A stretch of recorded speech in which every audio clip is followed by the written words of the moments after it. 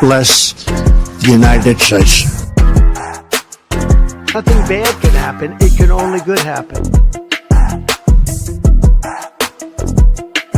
The kidney has a very special place in the heart. It's an incredible thing. It's a new form of vicious violation to our country.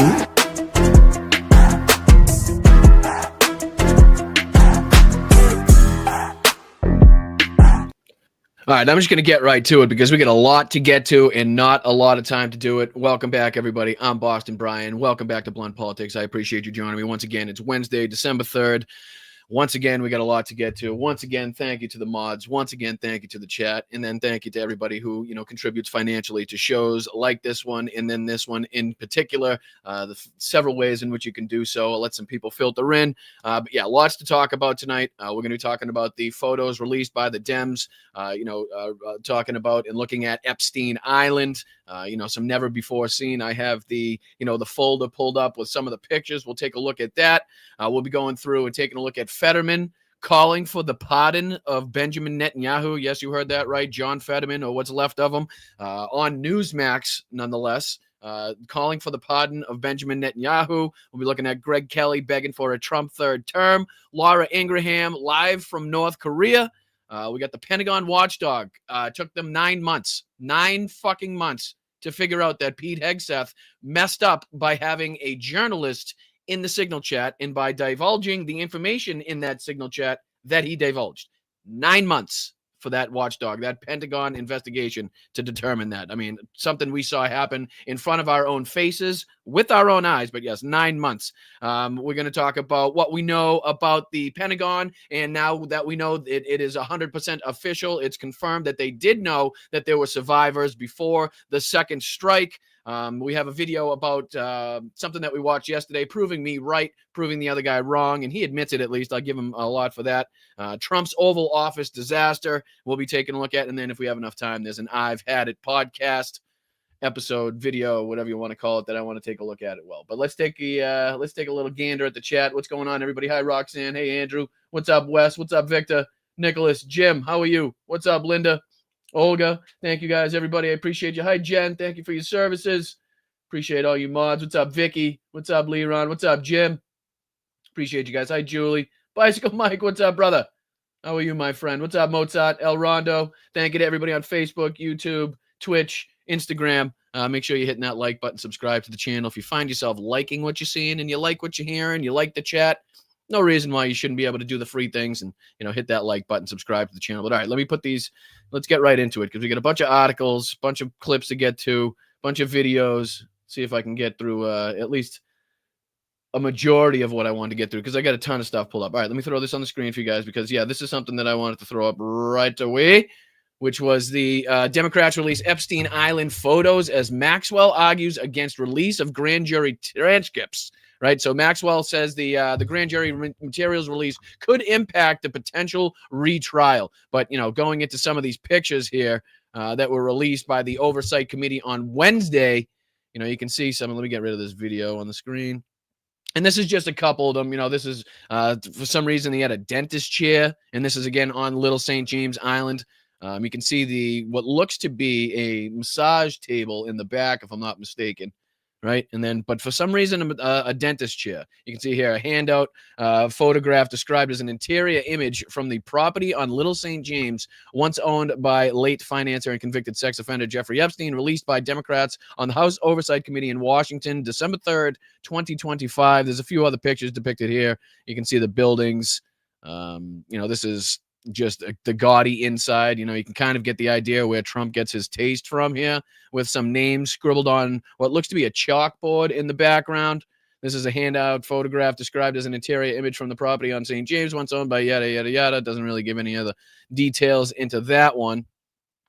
But they also gave a link to this, which is what I wanted to kind of get into, because these are seemingly, what I can tell, is all the pictures kind of released, or at least the majority of the pictures released, or a good portion of the pictures released today by the Oversight Committee.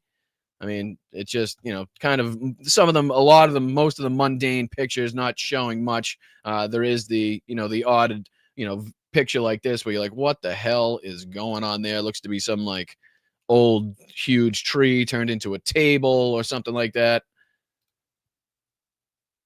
More pictures of the interior, the kitchen, the exterior. This looks to be like a security camera. You can tell he's got 1, 2, 3, 4, 5, 6, 7, 8. Wow, you got 1, 2, 3, 4. So 16 different security cameras. Wow. At least on that screen that you can see. So he was all secure on that island. You can tell he wanted to see every portion of that island, and I'm sure there was more that you could probably take a look at beyond that as well. But yeah, just I guess these are never before seen pictures of the island. Again, not really showing much here. You can see the picture of the boat, Little C, that was there. I mean, you kind of determined what the name Little C is supposed to mean, right? More pictures of the boat. What's this? This was Little St. James. You can see there it says with his, I don't know, looks to be a conch shell. I don't know if that was like the universal symbol for Little St. James or whatnot. I'm not hip on that. Thank God. But yeah, just kind of different photos released here. You can see the extent of the grounds that he had there, the huge swimming pool with the statues, the different buildings in the background. Looks different gazebos. I mean, you can tell how much money was spent on this place. Don't worry, just a little known teacher. Nothing to see here, folks. Nothing to see here. The big E on the floor for Epstein, no doubt. Crazy shit, right? I don't know what these, I still haven't managed to figure out. Are these supposed to be like representative of people, actual people? I haven't really been able to place who they are, if they are supposed to be like actual real people, or if they're just kind of like weird masks. They're the same ones that were on the wall there. Just strange shit going on at this place. You can have no doubts about that. Look at this, though. I mean, then these are the photos of that dentist chair again. Why they have their own dentist office there. I don't know if they're just sucking down on the nitrous or what the hell is going on there. But then you can see that the massage table, what looks to be a massage table hidden in the background as well. And I don't know if these are like pictures like months after, this island was like not inhabited anymore. It seems like most of it is kind of not looking like it's been lived in for a little bit. These are on pallets, so I don't know if this was afterwards. But yeah, so just a little bit of further insight. Oh, here's that picture of the chalkboard. Can you see any of the names on there? Let's see. So it says music. You can see, well, that one's blocked out. That one's blocked out. That looks like it says truth, power, deception, mirror and face, fin, something intelligible, political, it says here. Looks like that says political. I don't know if that says plorts appears. Looks like random nonsense to me. Again, a lot of that, more of that code speak, no doubt, that we saw in some of the emails that were released, in this investigation. But yeah, just to take a look at some of the pictures again, if you're just joining us, we're taking a look at some of the pictures released by the House Oversight Committee today, from and by Little St. James. Wow, look at the old fucking, what is this thing? The old Panasonic KXNT546. Looks like Darren, Rich, Mike, blocked out. I wonder who these redacted names are. I wonder who the redacted names are. I mean, one would have to assume you wouldn't have the victims' names just readily there on speed dial. I mean, who knows how sick these people are? You never know, but I would just assume you wouldn't have the victims' names on speed dial. So it's to be somebody high profile. You would assume. Again, yet to be determined. And again, just more of his one with Jeffrey, Ghislaine, and the Pope. Because, every Pope needs a picture with the pedo, apparently. Good Lord. I mean, they just kind of go on for a while here. Different pictures, different rooms they show. Again, not too much to kind of, is kind of an overview of the island there. Christ. So yeah, just the more information by the day, kind of leaking out slowly but steadily, slowly but steadily. But I just wanted to make sure you guys were aware that was released today, and that you had access to that if anybody was kind of interested in what these sickos lifestyle. Like, what are these? I don't like weird ass pictures of. I don't know what that is. I don't know what that is, and that's clearly tribal. Like a picture of tribal people. But why these are on Little St. James, I don't know. Clearly, a naked lady. Every Epstein house needs to have a naked lady with no arms as a lamp. Just wouldn't be right if it didn't. But yeah, all right. I just wanted to bring that to your attention. Make sure you guys knew that the Epstein files were not forgotten about, and like I said, slowly but steadily, we're getting the information, we're getting the stuff to come out. And hopefully one day the next release, the next batch is going to have a whole shitload of names attached to it, which is what everybody is desperately in need of. All right, so let's move on to this, because this kind of another thing that pissed everybody off. Or I don't know if you haven't seen it yet. It's probably going to piss you off anyway. But we're only going to do a minute of this. So, in case it does piss you off, don't worry about it. We're not going to stick around too long in there. But this is just absolutely insanity. Not just the person speaking, not just the two most slappable faces in the face of media right now that you could look at. But here's John Fetterman on Newsmax begging for a pardon for Benjamin Netanyahu. I shit you not. And I'm not going to go too deep into it, because I'm just going to get fucking absolutely infuriated. And it's probably going to sidetrack and derail the whole show, which I'm not going to do. But I just wanted to bring it to your attention. I just want to report on this and let you know, and you guys can have the discussion in the old chatski there, what you guys think of, Fetterman here on Newsmax, of all places, announcing the fact that not only has he not spoken about this with anybody, but he's just going to sit here and tell Greta Van Susteren that, so a pardon seems good for Benjamin Netanyahu. Check this out. This is nuts. Check this out. Pennsylvania Democrat Senator John Fetterman joins me. Good afternoon, sir. Hi, it's always a pleasure to be here. Thank you, Greta. Okay. Sir, today there, of course, Henry Cuellar, Democratic congressman of South Texas, got a pardon, which brings up the topic of another pardon that people are discussing, and that's Prime Minister Netanyahu in Israel. Who's discussing that? I want to know who's discussing that. I want to know who is discussing that, because the only person I've ever heard discuss that was Donald Trump at his little fucking meeting he had in Israel. Only other person I've heard ever bring that up and talk about it. The people inside of his own government don't even fucking bring this up. Right. So, again, Greta just kind of throwing this out there in relation to what's going on with, Trump's pardon of what's his name, Henry Cuellar, which, again, shouldn't fucking happen. And, again, why Hakeem Jeffries is on the side of Donald Trump in terms of that pardon. It kind of baffles me. I thought we were on the side of accountability. We're on the side of justice. You know what I mean? So to have somebody reportedly accused of, what was it, $600,000 in bribes or something along those lines, and then to have that just kind of, pardoned by Donald Trump, and to hear Hakeem Jeffries, I'm not going to go off on the rails. I'm not going to derail the show talking about that, but it was kind of wild to hear him kind of back up that move. Again, knowing what we know about Donald Trump in trying to represent ourselves as what we're representing ourselves as leftists, and again holding people accountable for their actions. But anyway, that's a topic for a different show. But here he is. He goes on. Sorry. Should he be pardoned? Oh yeah. I do support. I fully do. I absolutely do support. I'm sorry. What was that? Can you fucking spit it out?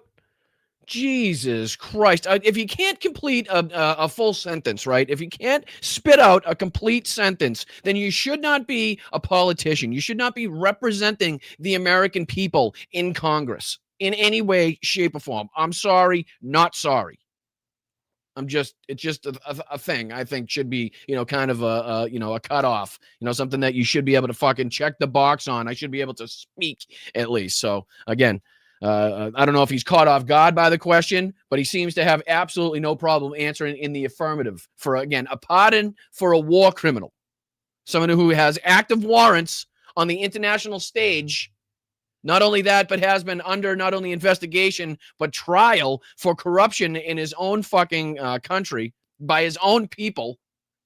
Above and beyond, that's, before we get into the genocide, before we get into the war crimes, right?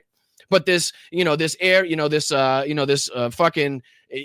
society of instability that he's created in there is what's keeping him in power. So listen to as they go on here. And again, I know this is going to be infuriating. We're only get through about a minute. This is 30 seconds. So give me about a minute and we'll hop out of this. So again, you guys don't punch holes in your walls. support. I think it's entirely appropriate to give him a pardon.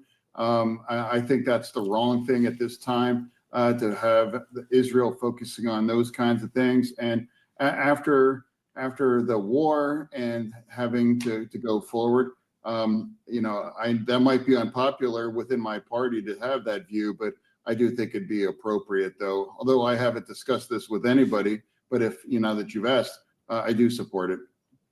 Unfucking believable. Just when you think this man can't stoop any lower, right? Just when you think that his brain has melted as much as it could possibly melt, and he's made the fucking shift to the right wing about as much as he could possibly make a shift after what he, represented himself as when he got elected by the people in his state, right?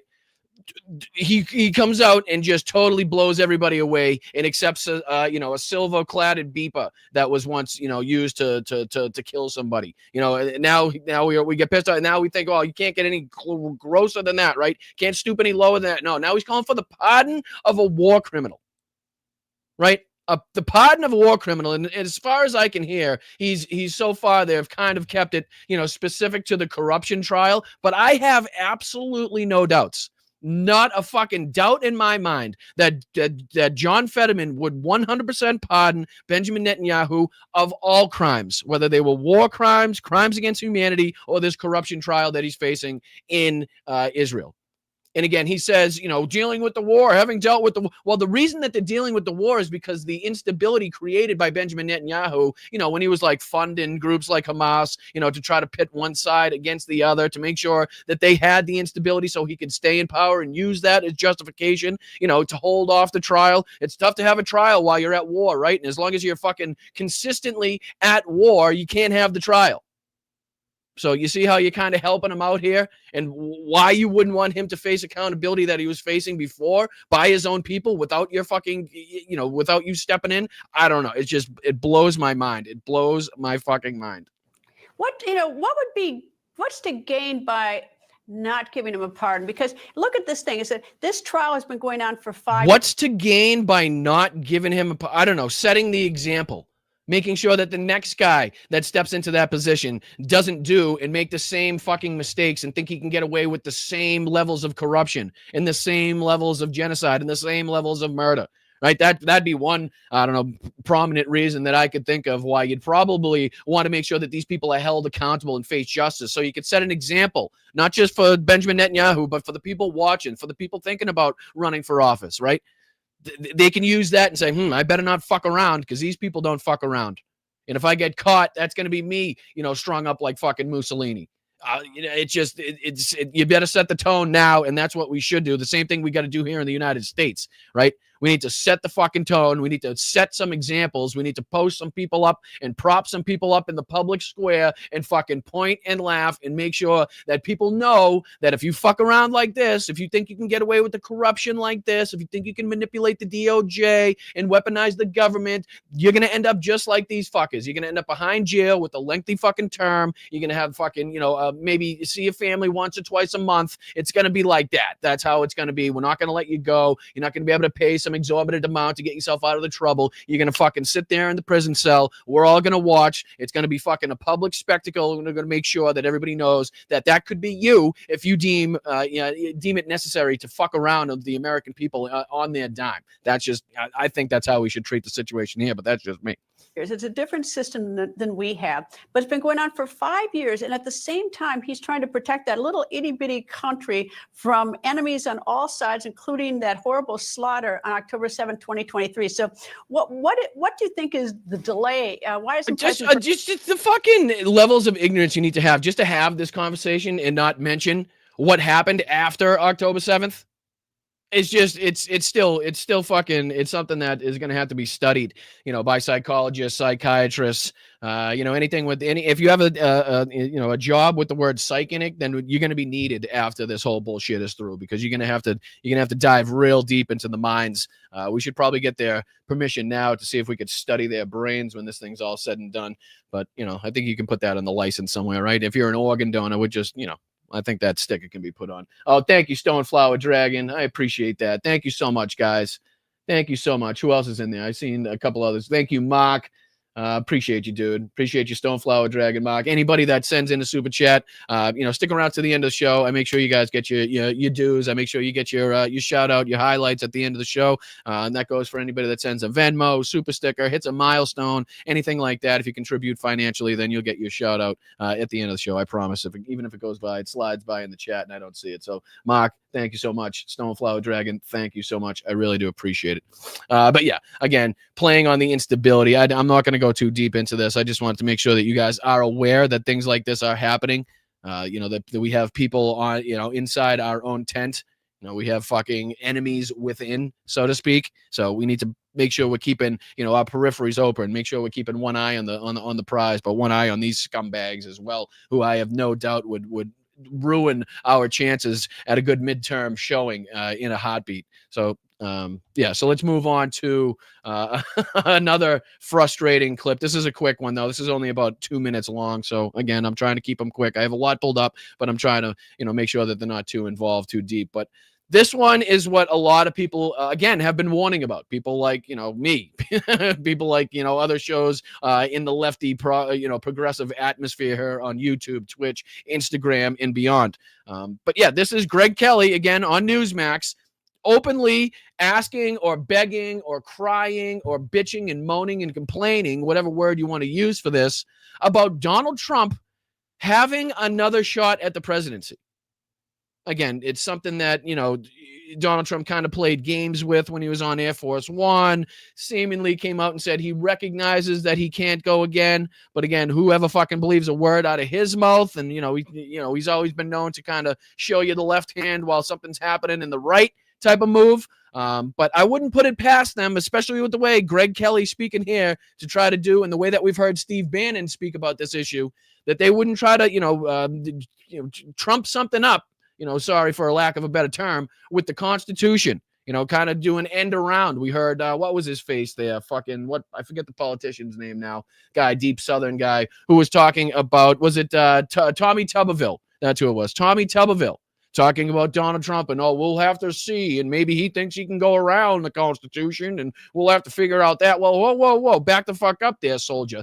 You know what I mean? That's not how it works. That's not how it's gonna work. So you better cut that shit right now. But here's Greg Kelly on Newsmax, and again, this is only about 2 minutes long, a little over 2 minutes long, and this is his, him pleading to the fans, him pleading to America, please give Donald Trump another shot. It's not fair that the senators and the SCOTUS and everybody has longer terms than the president. 4 years isn't enough. All of a sudden now that Donald Trump is in his last term, can't run again, all of a sudden now 4 years isn't enough for Greg Kelly. That's not long enough. He needs a much longer term. So check this out. Again, this is the mindset of the Republicans. These are the games that they're willing to play behind the scenes. And this is the bullshit we need to watch out for. We don't want to be blindsided. Oh, Donald Trump, of course Donald Trump's not going to run again. He said it himself, and he knows better. And don't fucking be fooled. Don't fool yourself, right? Don't be lulled into a fucking false sense of security here and all of a sudden be blindsided by Steve Bannon's fucking plan all of a sudden to Donald Trump have another third term or, have unlimited terms, knowing them. But all right, let's dive into this. We'll call it out and then we'll move on. I appreciate you guys. Midterms. And it's not just on the left, the right, everybody talking about the midterms. And I know they're important, I guess. Yes, they are crucially important, but this happened just in 2025. This year, President Trump was inaugurated, and it's already all about the midterms. And I tell you, he's like pissed off about he hasn't had enough time to fucking bask in the glory, right? He's just, can you believe he was inaugurated in January and we're already talking about midterms? He hasn't had enough time. Can we give him more time? That's literally the argument that he's making. It's gone by too quick. That's the argument for Donald Trump having another shot at being president of the United States against everything that fucking the Constitution says, right? That's his excuse. We haven't had enough. But why are people talking about midterms so early? We have a problem here. The presidential term is, number one, it's limited, and number two, it's too short. Senators get 6 years. Why do presidents only get 4? It's funny that you bring this up now. I mean, I'd love to see if we could go back and see a Greg Kelly Newsmax clip from, I don't know, and at any point beforehand, maybe when Donald Trump was serving in his first administration. Did you say it at all then, that 4 years? Did you say it during Barack Obama's? Did you say it during Joe Biden's? Or is it just something now that happens to be convenient for you? Now that your dear leader is finally on his fucking way out, or at least doesn't have the legal basis to run again. As they get there, they have basically 9 months to get stuff done. And then it's about the midterms. And then it's all about the re-election battle or the election battle. Yeah, welcome to politics. Welcome to fucking money in politics, Greg Kelly. That's what we've been talking about too. It's fucking pretty piss poor of all these politicians. As soon as they get elected, the next month they'll be in there for a month. The next thing you know, they're already down for re-election. They're already doing their campaigns. They're already fucking, instead of being at work trying to work on bills, trying to focus on how to help the American people, they're out there trying to raise money because they need so goddamn much of it just to get ahead in the game of fucking politics nowadays. So yes, Greg Kelly, that is money in politics. That's the effects of money in politics that you're now seeing. That time period of when the politicians were actually doing work as opposed to, thinking about their reelection, thinking about midterms, thinking about their fundraisers, thinking about their donors, thinking about their, the PACs that are fucking donating to them and how they can keep them happy. That's what's going on now. That's why politics is such a fucking fuck show right now. Because of all the backdoor dealings with the dark money, because of all the backdoor dealings with the billionaires and people needing to raise 40, 50, 60 million dollars, just so they could have money for advertising and just so they could, combat what's going on in the new, whatever it may be that they use this money for, to get people to go out and knock on doors, to get volunteers. It's ridiculous at this point. Hence the reason that the people on the left have been discussing, hey, maybe we shouldn't have all this money in politics. Maybe we should not have these dark money sources and fucking AIPAC running around behind the scenes, making sure that they, spend uber bucks so they can control these politicians when the time comes to it, right? Maybe that, I don't know, just an idea that we had over here on the left, Greg. That's a problem, and it's actually unconstitutional. Now, President Trump from time to time tweaks folks about that, like he's going to run in 2028. You've seen him in the hat, right? It's kind of cool. Go ahead and show me that hat if you got. Yeah. So on screen now is what you're witnessing is, thank God it's not the actual picture because the stains on it would just be too thick for you to even tell what Donald Trump was holding or if it was Donald Trump anyways. But what you're seeing now is the last thing that Greg Kelly sees just before he closes his eyes every single night. Well, sorry, he's got to bend over and pull his pants back up after, so maybe it's his pants that he sees last. But this is the second to last picture, the second to last thing that Greg Kelly sees every single night before he closes his eyes, wipes off the shit off his stomach, and then, maybe he showers after. I'm not sure if he showers. I doubt he showers after. He's a grubby bastard. He probably keeps it on him. But yeah, maybe his pants, pulls up his undies after. But this is what he looks at just to make sure he can get a good night's sleep. This is what this is what gets him aroused, right? Hold on. I think I got something. For you. Hey, you got a little chubby going there. There you go, Greg. There you go. He wears that hat. It's kind of fun. And he tweaks people. He shows people, I'm thinking about running in 2028. Remember? I don't know if Greg is using tweak in the way that he thinks he's using it. What is tweak? He tweaks people? What the fuck? Oh, anyway, that's a side note. For that, what was it? The Time magazine meme and all those headlines flew past. It was a lot of fun. And they all look at the joy in his face. Did you see the joy in his face reliving that moment? Holy shit. Look at all this. Those headlines flew past. It was a lot of fun. It was a lot of fun. Second pair of pants, please. Can I get my second pair of pants? I knew I wasn't going to make through it in one pair of pants. I did it in one take, 2 pairs of pants, though. And they all lost their minds. Well, he might just be able to, well, not yet, but he should. He should be able to. Why is that? If you don't mind. So he's talking about like going around the Constitution. He started to say that he can do it. He could do it. And then he changed it and said he should be able to do it. So again, these fucking, people that are constitutionalists, that are down to the word, what the Constitution says is what should happen, man. We ain't changing the goddamn word, and now we got to figure out what it says. It says the word, and that's the word we go by. Now all of a sudden it's like, well, fucking, it said that, but it's like, you know, the ink's old on it. Fucking, they wrote it with like this pen that was so fucking old. Do they really mean what they were writing? I mean, who knows? Even the word meant the same thing back then. Could be an entirely different meaning. So we just should probably rewrite it at this point, right? What do you think? It's good. Maybe we'll just give the president all the terms that he needs, all the terms that he deserves. That's what they want to do. It's crazy. I know it sounds crazy, and I probably sound like a fucking, you know, an insane person talking about it, but that's basically the gist of what they're doing. You know, these people that are so, you know, don't tread on me, small government. Now it's like, hey, you know, we'll go around it. Skip down to the Constitution of the United States of America. It's pretty straightforward. It's meant for regular people to understand, right? Now, lawyers have complicated things, and oh my gosh, have they? This is in the Constitution. You can run for Congress or Senate as many times as you like, unlimited terms. Okay. Now, for the presidency, they actually wrote the same thing, unlimited terms, until recently. Until they passed an amendment relatively recently, just 2 terms. Relatively recently. Okay. All right. Jesus H. Let's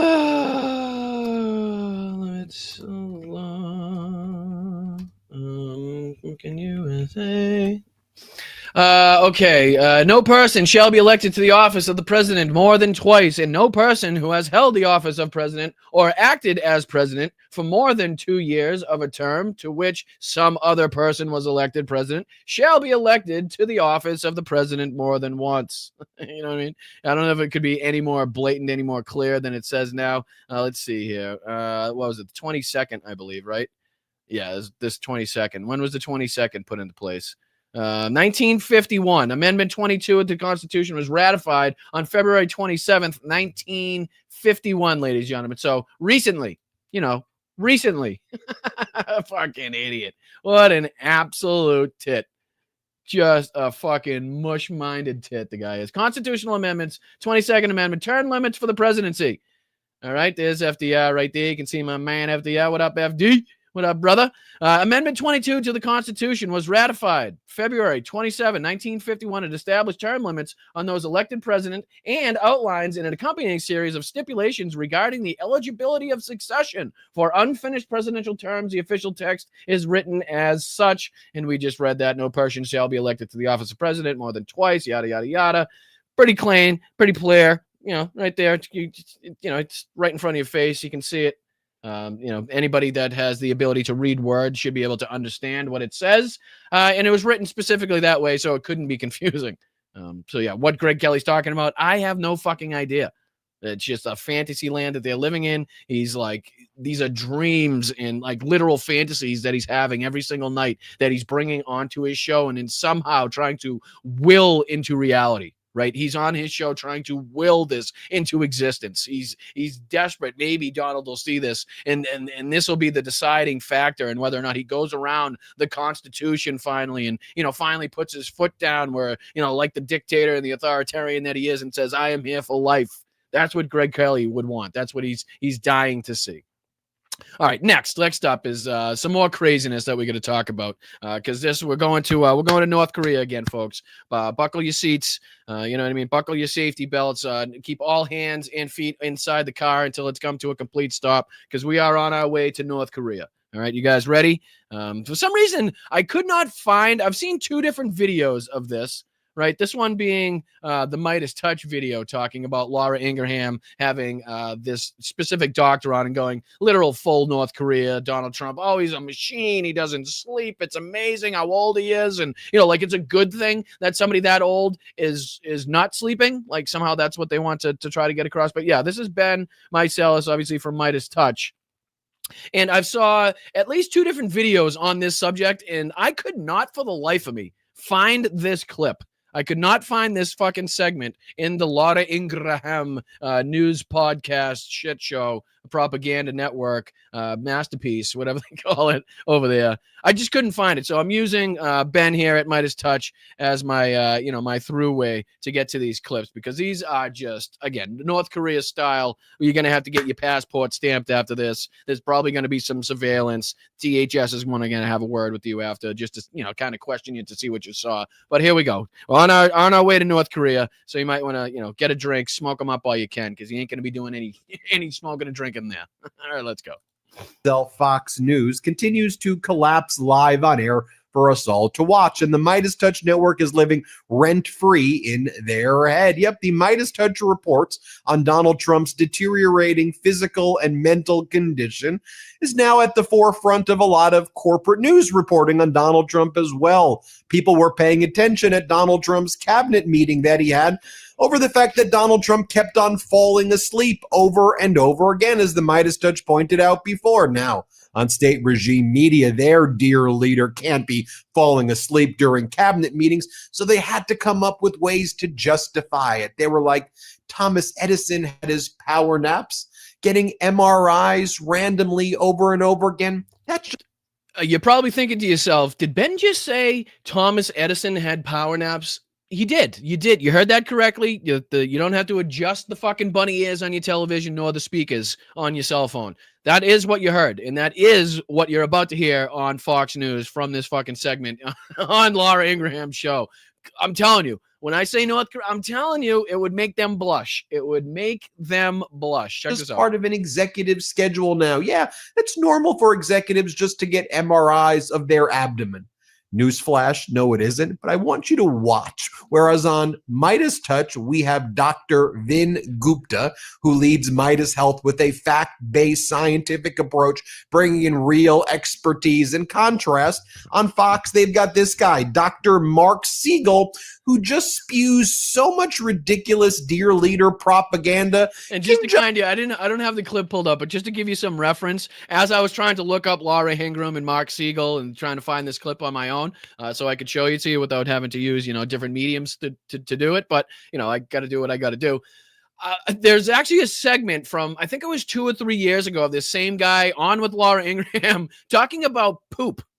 Quite literally, that's what they opened the show with. They were talking about poop and micro, I don't know what the hell it was, but that just to give you some, background, some reference as to how serious these two people are when they get together on the show. That's kind of just the reference. Jong-un in North Korea is jealous. I want to show you what went down on state regime media. Before I do that, just a reminder. I promise I didn't hear. I don't remember him saying that. I don't. Reminder, hit subscribe on the Midas Touch YouTube channel right now. State regime media, known as Fox, is going after us. Donald Trump is going after us. Corporate News was going after us. And now we're leading the way of all independent media. Thanks to your help, we're trying to hit 6 million subscribers this month. You may think you're subscribed, but you may not really be subscribed. So make sure you hit subscribe now on this YouTube. Watch what Ingraham says here. Here, play this clip. Look, there was a moment where, again, social media goes crazy and the left is going crazy after totally deep sixing any concern about Biden for 4 years. And they went crazy because at one point today, when Rubio was talking, President Trump had his eyes closed for, a few seconds. It seemed like a few seconds. I'm sorry. We overreacted. We lost our minds. The same people that had to cut and splice together clips of Joe Biden walking to different parts of the stage and make it look like he was kind of shaking hands with ghosts, like you assholes are trying to. The same people that came out with the fucking brown tan suit gate for Obama. Are we really going to be doing this? Are we trying to play this game where your man falling asleep literally at the moment where the people are praising him? The thing that Donald Trump obsesses over the most, the thing that gets his attention the most. As we heard in his first administration, they had to literally interject his name into the fucking memos, the briefings, just to get him to read the fucking things.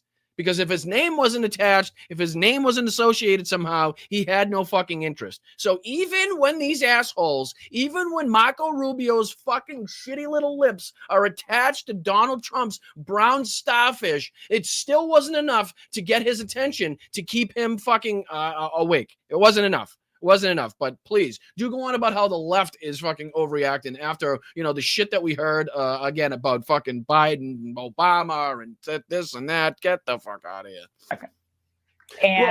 But they went crazy. Like, he's sleeping during meetings. Like, your reaction tonight. I'm sorry. Did you not want to answer that? So we said he's sleeping during the meetings, and you said, what was that? He's sleeping during meetings. Like, your reaction tonight. Yeah, well, just pass the buck, Laura. Pass it on to Mark Siegel. I think he seems extremely sharp, and I think there's what? Look at the picture in the background. Look at this. Look at this right here.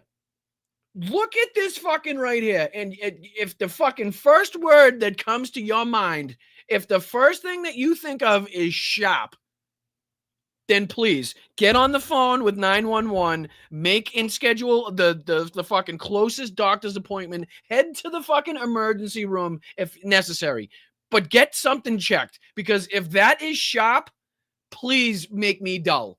Please, for the love of God, I want to be dull. If that's sharp, make me dull. Because look at the picture. Look at, what are we talking about, sharp? The fuck type of North Korea style bullshit is that? Sharp. What? We're talking about him sleeping, you fucking fool. Your reaction tonight. I think he seems extremely sharp, and I think this whole thing is a bait and switch. They don't like that he's going after the auto pen stuff because Biden doesn't look like. Yeah, that's what we forced him to sleep. That's what happened. It's a bait and switch. We were like, somehow we slipped him a Mickey is what happened. We roofied him, managed to roofie him almost every day now, apparently. So somehow we definitely got somebody on the inside, considering every single day now, when at some point in front of cameras, he's fucking nodding off like a fucking fentanyl addict, right?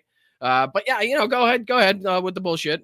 Please continue this, North Korea. Like he even knew that he was signing with an auto pen, let alone what he was signing. Yeah, I think he's. Yeah, definitely the time and the moment to go after Joe Biden for whatever, inconsistencies that they want to attack him for, at the same moment where the picture beyond him, the picture behind his head was Donald Trump sleeping at a cabinet meeting where they're literally kissing his ass. But no, they don't do whataboutisms. They don't do whataboutisms. What are you talking about? Extremely sharp. Okay. Then Laura Ingraham says, we all know that Donald Trump doesn't sleep. He's a beast.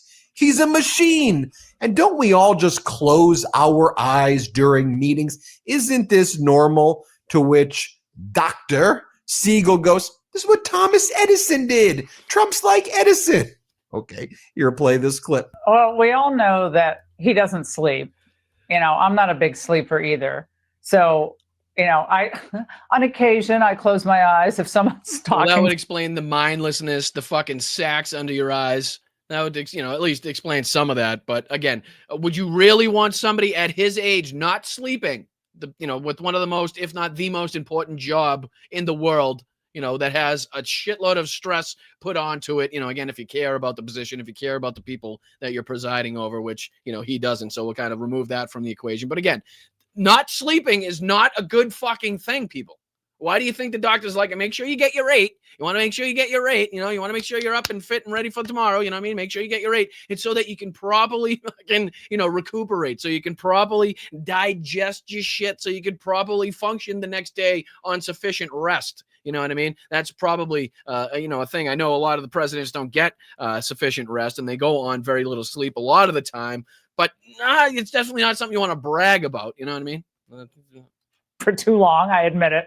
But big deal. I mean, the results speak for themselves. You're absolutely right. The results, his shitty poll numbers, the overwhelming fucking momentum that the Democrats have in these recent elections, not to mention in the special election in Tennessee 7th, where it went from plus 22 to about plus 8 or 9, a major switch, a major shift in the direction of the Democrats. We could talk about the tariffs. We could talk about the way in which that he's fucking decimated, a good portion of farmers that were struggling struggling to begin with because of his dealing with Argentina, because of his shit with China, that whole rigmarole. What else can we talk? We talk about ICE and how the, a shitload of the American people are ready to fucking go to war with this guy because of how he's treating, immigrants, brown people, people of color in general. If you got, a Spanish sounding last name, if you may look like you're not white in some instances, they'll just roll right up to you and ask you where you were born. So I mean, that the whole thing, the economy, again, lying to us about bringing the price of goods down. We've seen the opposite happen. But with all that, I'm sure Laura's got a point somewhere hidden in there, right? President Trump does on a daily basis. If you sleep 3 hours or 4 hours a night, you're probably going to close your eyes, whether you're 79. You're probably going to be fucking useless. That's what you're going to be. You're going to be absolutely fucking useless, right? Unless you're a fucking college kid with a pocket full of Adderall. Oh, shit. All right. Now it's making sense. Okay. All right.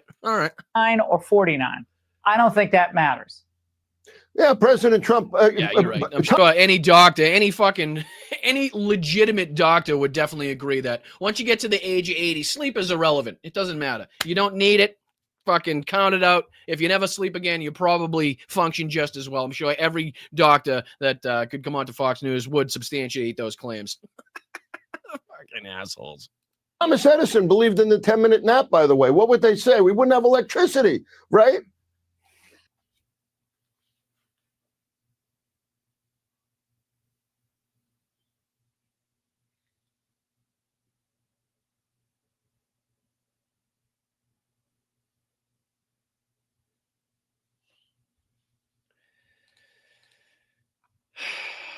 Which one is it?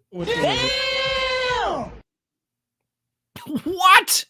I'm sorry. At what point was Edison saying that we should have the president sleeping through his fucking his meetings? Right? At what point was that written down there? I'm sorry. I'm having trouble recalling my history on this one. Edison sleeping president during meetings, most important time probably in our nation. I don't know. I've missed that one. I'm gonna have to study up on my Edison apparently. Holy shit.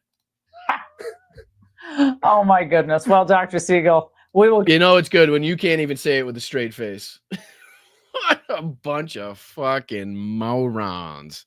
Continue to see them fixate on this after everything they did to cover for Joe. And you can see that the Midas Touch Network and our reporting about Donald Trump's physical and mental deterioration is clearly getting in the head of is doing them on a lot of people as screening tests. And he had some leg swelling. They went after that. So he had an MRI. Look. Oh my God. Hold on. This is where he talks about the MRIs. Clip. They're going, oh, why is he having an MRI? Well, because that's, by the way, what executives do now. They have MRIs of the heart. All right, so I'm not an executive. I don't know many CEOs, but one would think that an MRI is not something typical that you would force your CEO to endure. I don't know, regularly. I don't know. Has anybody applied for a job and like, you know what we're gonna have to do? We're gonna have can you get in the tube? Get in the tube. We need an MRI right now. Stat can't hire unless we get the MRI done. I'm not sure. I don't know. I know people that are probably wealthy enough and maybe have worries or, something in their family that would cause them to maybe get multiple MRIs every now and again to make sure, I don't know, whatever the fuck it might be. I can see that as being plausible, a possibility, but as being like, this is what the CEOs in the country are now doing. So we're going to make the president the president should definitely now do this. He should have 2 MRIs a day. That's what we should do. It's like, what? Who are they trying to, and then this like, trying to get us to believe that it was part of his yearly physical. It's like, okay, well, you were just there less than a year ago. So this will be the second time in less than a year. So can you describe that whole yearly thing to me? How does that whole yearly thing work? You know what I mean? Typically once a year would be yearly, not fucking several times a year. But go on, do explain in your North Korea style propaganda how the people of Fox News should be dumb enough to believe any of the shit that you're now saying. Dr. Fuster at Sinai is doing them on a lot of people as screening tests. And he had some leg swelling.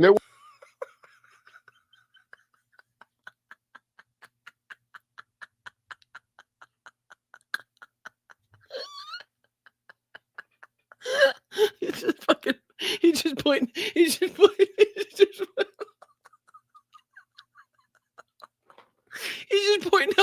random doctors at random fucking hospitals that actually do MRIs. Like, this doctor here, my fucking scientist, he does a shitload of MRIs.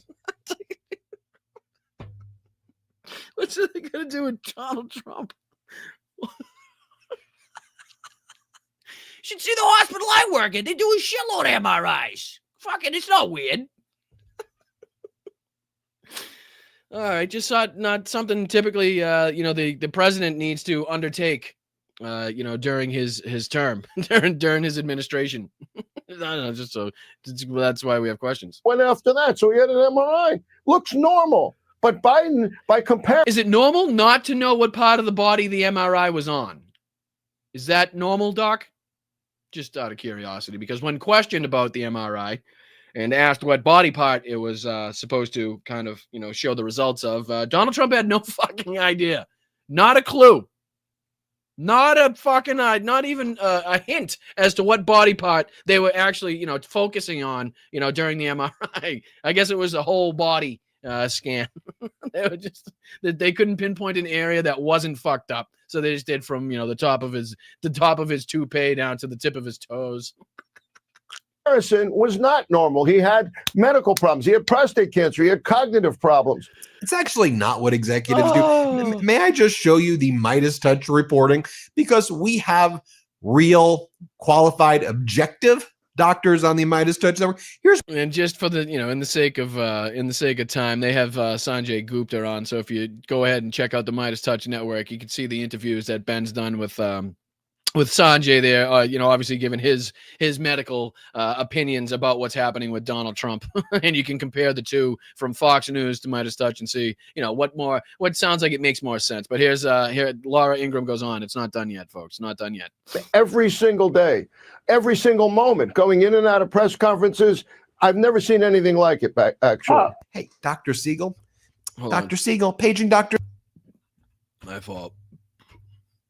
I think I skipped the beginning. He does it every day. Here, play this clip. So this is a disgrace because we don't need to see President Trump passing cognitive tests. As you just said, he passes one every single day, every single moment going in. He literally says himself that he was asked if he wanted to take one. He says, hey, is it hard? And then he says himself that he wanted to take it. It's not like he was forced to take one. Clearly the people around him or Donald Trump himself was like, you know what, maybe I should probably take one of these things because I don't know what's happening upstairs, but it ain't making much sense to me right now. So maybe this will help. maybe this will tell me a few things, but we can't tell the public, can't tell the American people. In and out of press conferences. I've never seen anything like it back, actually. Hey, in and out of press conferences. It's like when we say North Korea style propaganda, I know it's like, you've probably heard it a bunch and like, maybe it kind of it's overused, but like, I'm not sure if there's like a more proper term to be used. Like, you've seen the wailing and the crying and, you've seen the clips of North Korea style television and what their nightly news looks like and what happens when one of the leaders die. Like we've all seen, like, this is what happens. Like the rumors that we heard about, Kim Jong-il not taking a shit or, he uses so much and he works so hard for the people of North Korea that he expends all his energy and doesn't have to use the rest, or like these type of fucking thing. Like he's a god. He's a mythical creature. Like these are the types of things that we hear now from Fox News, from Newsmax, from OAN, from RSBN. And we have heard for a long, long time now, but, I think it's just starting to filter its way into, the people that, again, not as politically involved as you people are. Then we hear this stuff every day. You guys watch and listen to the podcast that listen to these shows, so you know about it. But now that it's becoming more mainstream, like this people recognizing that, holy shit, like these people aren't even living anywhere near reality. Never mind giving us, the facts and the figures of what's happening, right? Siegel.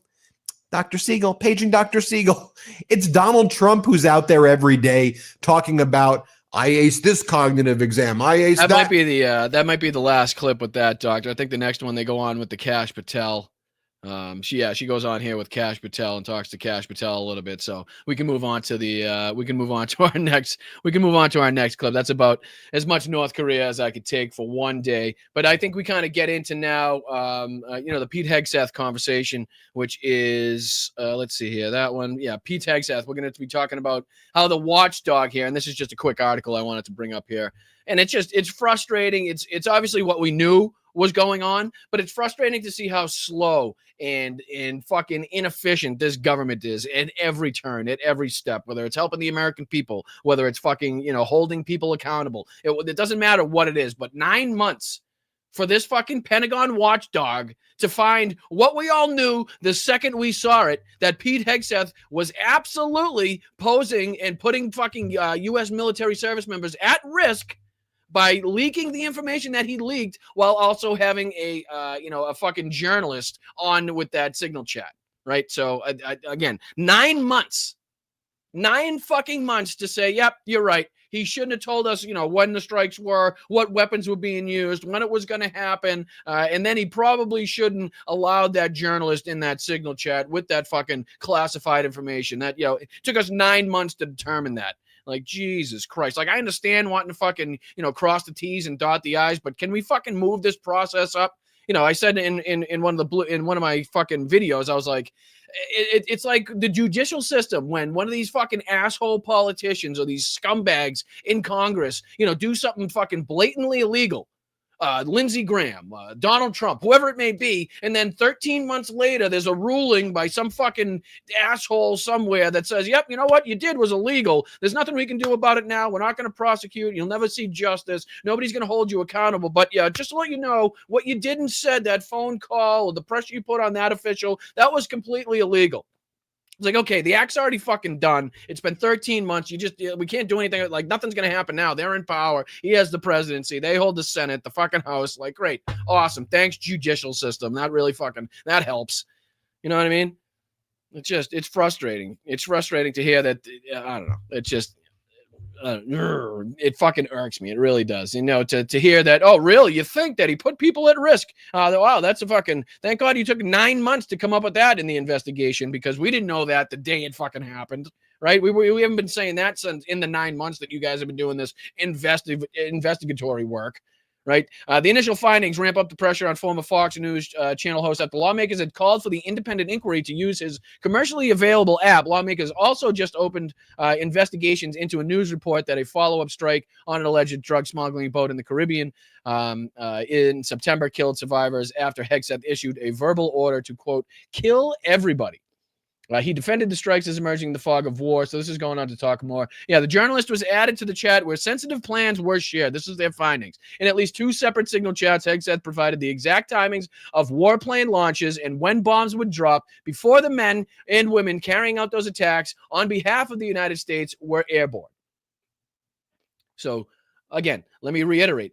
On 2 separate signal chats, drunk Pete Hegseth, the current Secretary of Defense, announced the exact timing of the warplanes and when bombs would drop before our fucking military servicemen and women were even airborne to conduct those strikes, right? So Hegseth's use of the app came to light when a journalist, Jeffrey Goldberg from The Atlantic, was inadvertently added to the signal text, then National Security Advisor Mike Walsh, National Security Advisor Mike Walsh. It included Vice President J.D. Vance, Secretary of State Marco Rubio, Director of National Intelligence Tulsi Gabbard, and others brought together to discuss March 15th military operations against the Iran-backed Houthis. Hegseth had created another signal chat with 13 people that included his wife and brother, where he shared similar details of the same strike. The Associated Press reported. Signal is encrypted but not authorized for carrying classified information and is not part of the Pentagon Secure Communications Network. Hegseth previously had said none of the information shared in the chats was classified. Multiple current and former military officials have told AP there is no way details with that specificity, especially before a strike took place, would have been okay to share on an unsecured device. Do you fucking think? Right? Is anybody with me? Like, I understand it's what we think, it's what we know, it's kind of confirming everything, but 9 months? 9 months. Huh? I don't know. Fucking go figure on that one. Tell me how that works. The review was delivered to lawmakers who were able to review the report in a classified facility at the Capitol. A partially redacted version of the report was expected to be released publicly later this week. So we'll be able to see that, hopefully. Hegseth said he viewed the investigation as a partisan exercise and did not trust the Inspector General, according to one of the people familiar with the report's findings. I wonder why. The review had to rely on screenshots of the signal chat published by The Atlantic because Hegseth could not provide more than a small handful of his signal messages, the person said. And didn't even have the balls, if I'm not mistaken, didn't even have the balls to come and sit down in front of these investigators and speak with them. I think he gave everything over by email or through text message, all of his answers to the questions, right? So apparently, Pete Hegseth is only a big, bad, strong alpha male when he's locked in a fucking hotel room with an inebriated woman that's not his current wife. That's when Pete Hegseth is at his fucking strongest. That's when he's the most manly man, apparently. When he's in a fucking hotel room with an inebriated woman that's not his current fucking wife. And unless he's got 2 bottles of tequila and a couple fucking shots of Crown Royal in him, you're not going to be able to get him to come answer questions because he's a fucking bitch ass pussy. All right. Anyway. When asked about the investigation in August, the Pentagon Press Secretary Kingsley Wilson told reporters that, quote, "We believe that this is a witch hunt and a total sham and being conducted in bad faith."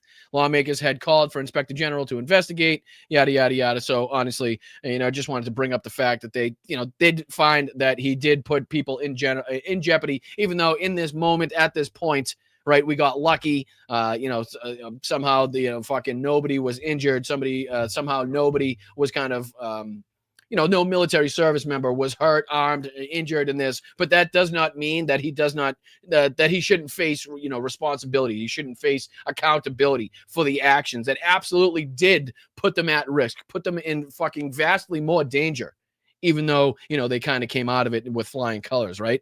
You know what I mean? So I just wanted to put this on the screen.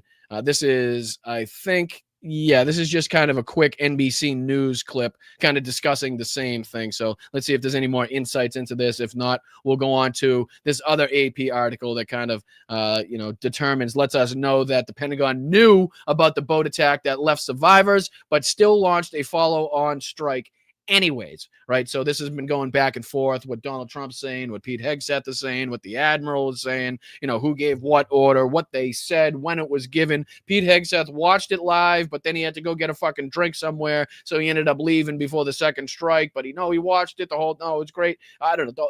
It's gone back and forth, but at least now we know the Pentagon knew about the survivors, but before the follow-up attack, right? So before we get into that, let's take a look at this NBC News clip. See again if there's any details I left out or anything we can glean from this. All right. Appreciate you guys. Hit that like button. I'm Boston Brian. This is Blunt Politics. Again, this is 100% true independent media. Nothing hidden behind a paywall. No ad fucking, nothing to sell you. Nothing like, hey, the AirPods changed my life. Nothing like that. It's 100% funded by you guys, the audience, through either Venmo up in the corner there or super chats or super stickers. You can also join underneath me for a YouTube membership or at patreon.com/Boston Brian. I really do appreciate everybody that continuously contributes to this show and helps us go along. I'm trying to do it the right way. I'm trying to do it without anybody telling me what to say or how I can say it. And I want it to remain that way with nobody fucking, nothing over my head, no sponsors, that I have to worry about their revenue. And if I could talk about this subject, are they going to pull the revenue? Nothing like that. So again, the more you guys help, the more it helps me go along with just that way of thinking in that business plan that, I hope is profitable one day. Someday it will be. Someday it will be. I promise. I keep fucking drilling it into my own mind. But all right, I appreciate it. Let's get into it. This is again just on the report that reveals Hegseth shared secret information in a chat. What we saw happen in real time. With breaking news involving Defense Secretary Pete Hegseth. The Pentagon Inspector General has concluded that the secretary shared secret military information in a group chat back in March. That is according to two people who have read the Inspector General's report. The report also found that the information could have put the lives of American troops at risk. A redacted version is expected to be released publicly by tomorrow. That revelation comes as Secretary Hegseth faces growing scrutiny from Congress over 2 strikes on an alleged drug boat near Venezuela in September. The secretary told reporters yesterday he did not see survivors after the first strike, citing the, quote, fog of war. Mr. Hegseth also said he did not stay to watch the second strike, which reportedly killed 2 people who initially survived. Some legal experts and lawmakers are saying that follow-up strike could be considered a war crime. Joining us now. And it's funny that he didn't know about it, but it seems like the Pentagon knew boat attack left survivors, but still launched a follow-up strike. Sitting right here, I'm reading it from the AP right now. The Pentagon knew about it. Pentagon knew. The Pentagon knew that there were survivors after the September attack on an alleged grub boat in the Caribbean Sea, and the U.S. military still carried out a follow-up strike, according to 2 people familiar with the matter. The rationale for the second strike was that it needed to sink the vessel, according to the people familiar with the matter, who spoke on the condition of anonymity because they weren't authorized to discuss it publicly. The Trump administration says all 11 people aboard were killed. What remains unclear is who ordered the strikes and whether Defense Secretary Pete Hegseth was involved. One of the people said the details are becoming crucial as lawmakers in Congress have launched investigations and are seeking to determine whether the U.S. acted lawfully during its military operations. Spoiler alert: no, we didn't. Spoiler alert. Sorry, we just didn't. All right, so I think it was this one. Let's go on. Now, NBC News senior White House correspondent Garrett Hake and NBC News senior national security correspondent Courtney Kube. Courtney, we'll start with you. What else should we know about the Inspector General's report and its findings? Yeah, so a couple of the keys here we should remember. At the time, this was back in March, when then National Security Advisor Mike Waltz started a signal chat that was about the pending U.S. military operation against Houthi rebels in Yemen. He inadvertently, as we know now, added a journalist, Jeffrey Goldberg from The Atlantic. But on that signal chat, Secretary of Defense Pete Hegseth typed in very specific classified information about this imminent attack on Houthi rebels that included manned aircraft as part of the strike package. Now, of course, this all came to light when Jeffrey Goldberg first reported about it in The Atlantic. But since then, there was a bipartisan call for an investigation. The Department of Defense Inspector General carried. All right, well, for the sake of time, like I say, you guys, we don't need to go through the whole history of the story. We know what happened. We saw it happen in real time as it was being reported. We saw the messages. We saw what he said. We knew that the information should not have been leaked like that. We knew it was ridiculous to have an Atlantic journalist attached to that fucking signal chat. And we knew that, that type of information should never, ever be discussed on any type of website, any type of app, even remotely fucking similar to a signal chat. Right. So, again, we all knew this 9 months ago, but, glad to see that the Pentagon's up to speed on things, doing their job, really fucking lickety split up on these investigations to finally come out and confirm what we all already fucking knew. Unreal. All right. So just moving on. I just wanted to make sure we didn't miss anything. This is, again, something I'm just going to breeze by that kind of proves me right, proves him wrong. We watched this guy earlier on the show. We watched him. This is kind of somebody that we look at to see what's happening with the right-wing commentators, the conservative commentators that don't necessarily align themselves with MAGA, but definitely are heavily watched by the MAGA base. So this is just somebody that I've been looking at who was trying to give Pete Hegseth the benefit of the doubt. Right. This is the man that was the Green Beret and was trying to tell us that, it doesn't matter what happens. He even says it in this one, if I'm pretty sure. Still, again, even as much as he's willing to realize and recognize now, he still thinks that deeming somebody that terrorist organization fucking label, that terrorist label that they're putting on people, basically allows the United States carte blanche to do as they choose, when they choose, to whom they choose. Without having to abide by international law, the rules of war, the Geneva Conventions, maritime law, so on and so forth, which is just absolute fucking nonsense. This is kind of the mindset the United States has taken since 9/11, where acts of war, military strikes have been pretty much carried out by the executive branch alone since 9/11. And that's something that we absolutely need to fucking get away from. Right, because the executive branch having the ability to call out strikes, to go to war, commit fucking acts of war without Congress's approval is an absolute fucking problem. And that's something we've seen more of. We've seen it abused since and after 9/11. And that's, that's something that's being exploited in this regard too, where these strikes, these acts of war are being carried out without the approval of Congress, right? Without the declaration of war by Congress. And they're just kind of skirting around the issue. They're skirting around the laws and working in this gray area that, Obama worked in, Biden worked in, Bush worked in. They've all worked in, right? I mean, Obama was the fucking, the drone operator in chief. We saw Donald Trump ramp up even to a higher extent after Obama, the drone attacks and the civilian deaths. Right. So, I mean, it's something that they all kind of maneuver in. It's something that we've all seen. I think he brings it up here. Biden, the attack, the drone strike after the Afghanistan withdrawal.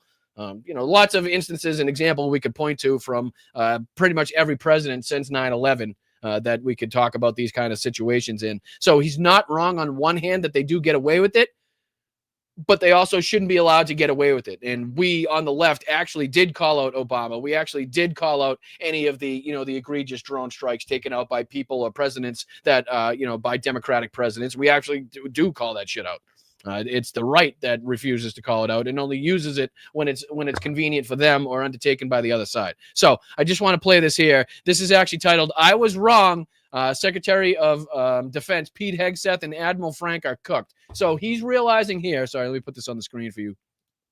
This Green Beret is now realizing what we all realized on this show, that the fact that, Admiral Bradley, his name is being brought up, the fact that Pete Hegseth tossed him straight under the bus, the fact that Donald Trump in this meeting tossed Pete Hegseth under the bus is really revealing, is really telling. Like, they know what they did was not above board and that somebody at the end of this fucking line is going to have to pay the price. And they're just hoping to not be the last one holding the fucking stick, right? They don't want to be the last guy in the room that the cops catch. They want to make sure that, they can pass that buck on to somebody else. And he's noticing this Green Beret, MAGA commentator, or at least we'll call him a Republican conservative commentator, heavily watched by MAGA folk, is now realizing that, no, Pete Hegseth, if this was above board, if he was going to take responsibility and he was actually going to have the backs of his commanders, he would never release their information. He would never make their information public. He would never release their names and fucking, send them out to the wolves that are the mainstream media, the press in this country, and, the international media as well. So again, just a couple minutes of this, just to kind of gloat, pray, fucking pat myself on the back a little bit to say, hey, I told you so, buddy. I watched that first strike live. As you can imagine, at the Department of War, we got a lot of things to do. So I didn't stick around for the hour and 2 hours, whatever, where all the sensitive site exploitation digitally occurs. So I moved on to my next meeting. So this is obviously an AI video that somebody made of Pete Hegseth, and that is apparently supposed to be the Admiral Bradley in this instance, who is, I believe, coming in, supposed to have a meeting tomorrow, if I'm not mistaken. So we'll hear, what comes from the meeting with Admiral Bradley and who gave him what orders, why he undertook the second strike. So hopefully we'll have more information, more to talk about tomorrow on the show as well, depending on when that meeting happens and what's reported on this. But yeah, this is somebody made this AI video, and then it says, I did it. He's posting a sticker, a paper on the back like you do in high school that says, I did it. Pete Hegseth with a beer in his hand. Pretty spot on, actually. I'm in danger.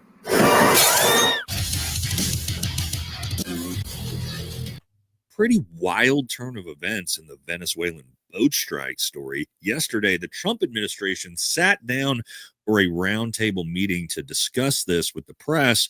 And given what a massive controversy and potential war crimes are involved, did Donald Trump come to the defense of his sec war and his admirals that carried out these strikes? No, he denied all knowledge of it and completely threw everyone under the bus. And I got to admit, I'm not shocked, but I'm a little bit embarrassed that I didn't actually see that this exact thing is going to happen. So I told you, I tried telling you. I know you can't hear and don't see my video, so it's probably impossible for you to have, heard my commentary, but I've been telling you, do not give these people the benefit of the doubt. Do not think that everything is above board. Do not think that everything that you were told in your position as a Green Beret, or I think he even says that like he was in the position of doing these drone strikes, or at least, picking out targets for these drone strikes, at least at one point in his military career. Like, don't fucking, I think he was high on his own supply. He was smelling the farts of people that were telling him, oh, it doesn't matter what you do. Our commanders will have your back. You just take these bad guys out, shoot them down. Don't worry about it. We got laws and ways around this. And we got JAG lawyers up the ass that'll make sure you don't do any time. You don't face any accountability. Just seems to me like he was kind of, again, smelling his own farts, right? A little bit. And kind of put too much stock, too much trust into Pete Hegseth and Donald Trump to have done things above board, to have even lawyers that surround them smart enough to have or even thought about having a fucking case to be made in court if this ever came down to it. I don't give them that much credit. I was highly skeptical, and it seems like I was, once again being proven right, because it seems like they are all passing the buck. Donald Trump passed the buck to Pete Hegseth. Pete Hegseth passed the buck to this Admiral Bradley, right? Now, Admiral Bradley has to come in and explain himself, again, because they didn't heed the warnings of the 8 senators that, again, said, hey, might not want to follow those illegal orders because you might find yourself in a whole lot of fucking hot water. Right? Because, when you're up against the United States, when you're talking about war crimes, right? When you're talking about the military code of justice and how the military punishes people for acts just like this, they don't fuck around. Like, we're not talking about a short, quick sentence, pay a little fine, do a little time, and you're all set here. We're talking about multiple fucking years, decades, fucking military tribunals, severe punishment, that type of thing, ruined life, totally ruined career, bye-bye fucking homes, bye-bye wife, bye-bye kids type of thing. That's what we're talking about here. That's just how it works when you're dealing with, again, the U.S. government, or, you're in the military. And again, this isn't to say, and I just want to make this very clear, this isn't to say that, again, people like Admiral Bradley aren't in an extremely difficult position right now, because just as much as you don't want to fuck around with illegal orders, right? Like, you don't want to fuck around with, enacting or following out or carrying out illegal orders that could put you in hot water. You also don't want to be fucking around with mutiny, right? Like a charge of mutiny is something that you do not want to fucking mess around with, or, any charges against the betterment of the military, whatever branch you serve in, you can be damn sure will have fucking severe repercussions. An instance that comes to mind is the movie. I think it's a 50s movie called The Kane Mutiny. And forgive me, I'm not 100% sure if it's based on actual events. Let me see if I can pull this up real quick and or if it was just kind of made up out of whole cloth. But The Kane Mutiny, 1951 novel by Herman Wouk. The novel grew out of personal experiences about his time on a World War II destroyer, a minesweeper in the Pacific Theater. Among its themes, it details with the moral and ethical decisions made by them at sea by a ship's captain. So basically what happens is, if you haven't seen the movie, again, great movie, Humphrey Bogart, right? If I'm not mistaken, Commander Queeg, that's who he was. Anyways, I'll get off on a whole new tangent if we talk about that. But anyway, what happens is they're all on this World War II destroyer, minesweeper, and the captain is clearly out of his fucking mind. Right, he's clearly losing it. He's showing symptoms of being, erratic and psychotic in some instances.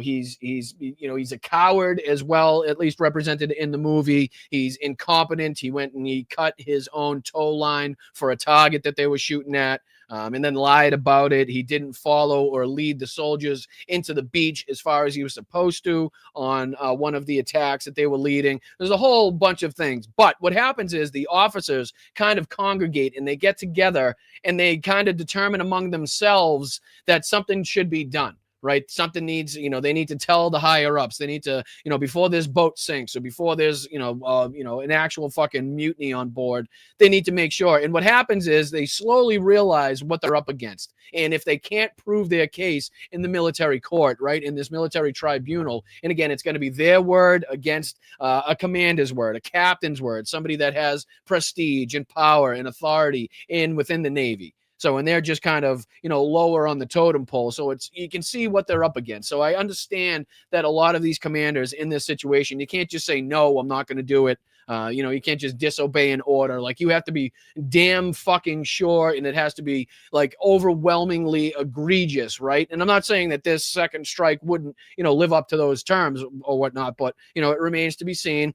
We'll wait to hear from Admiral Bradley as to what he was told specifically, who gave the order, when the order was given, and whatnot. And then we can kind of make our, assumptions from there. We can come to our conclusions from there. But just to, give, just to lend a hand out there a little bit, that I understand the position is not as easy as we kind of make it seem, or as, even the 8 former veterans or the intelligence officers that put out that warning.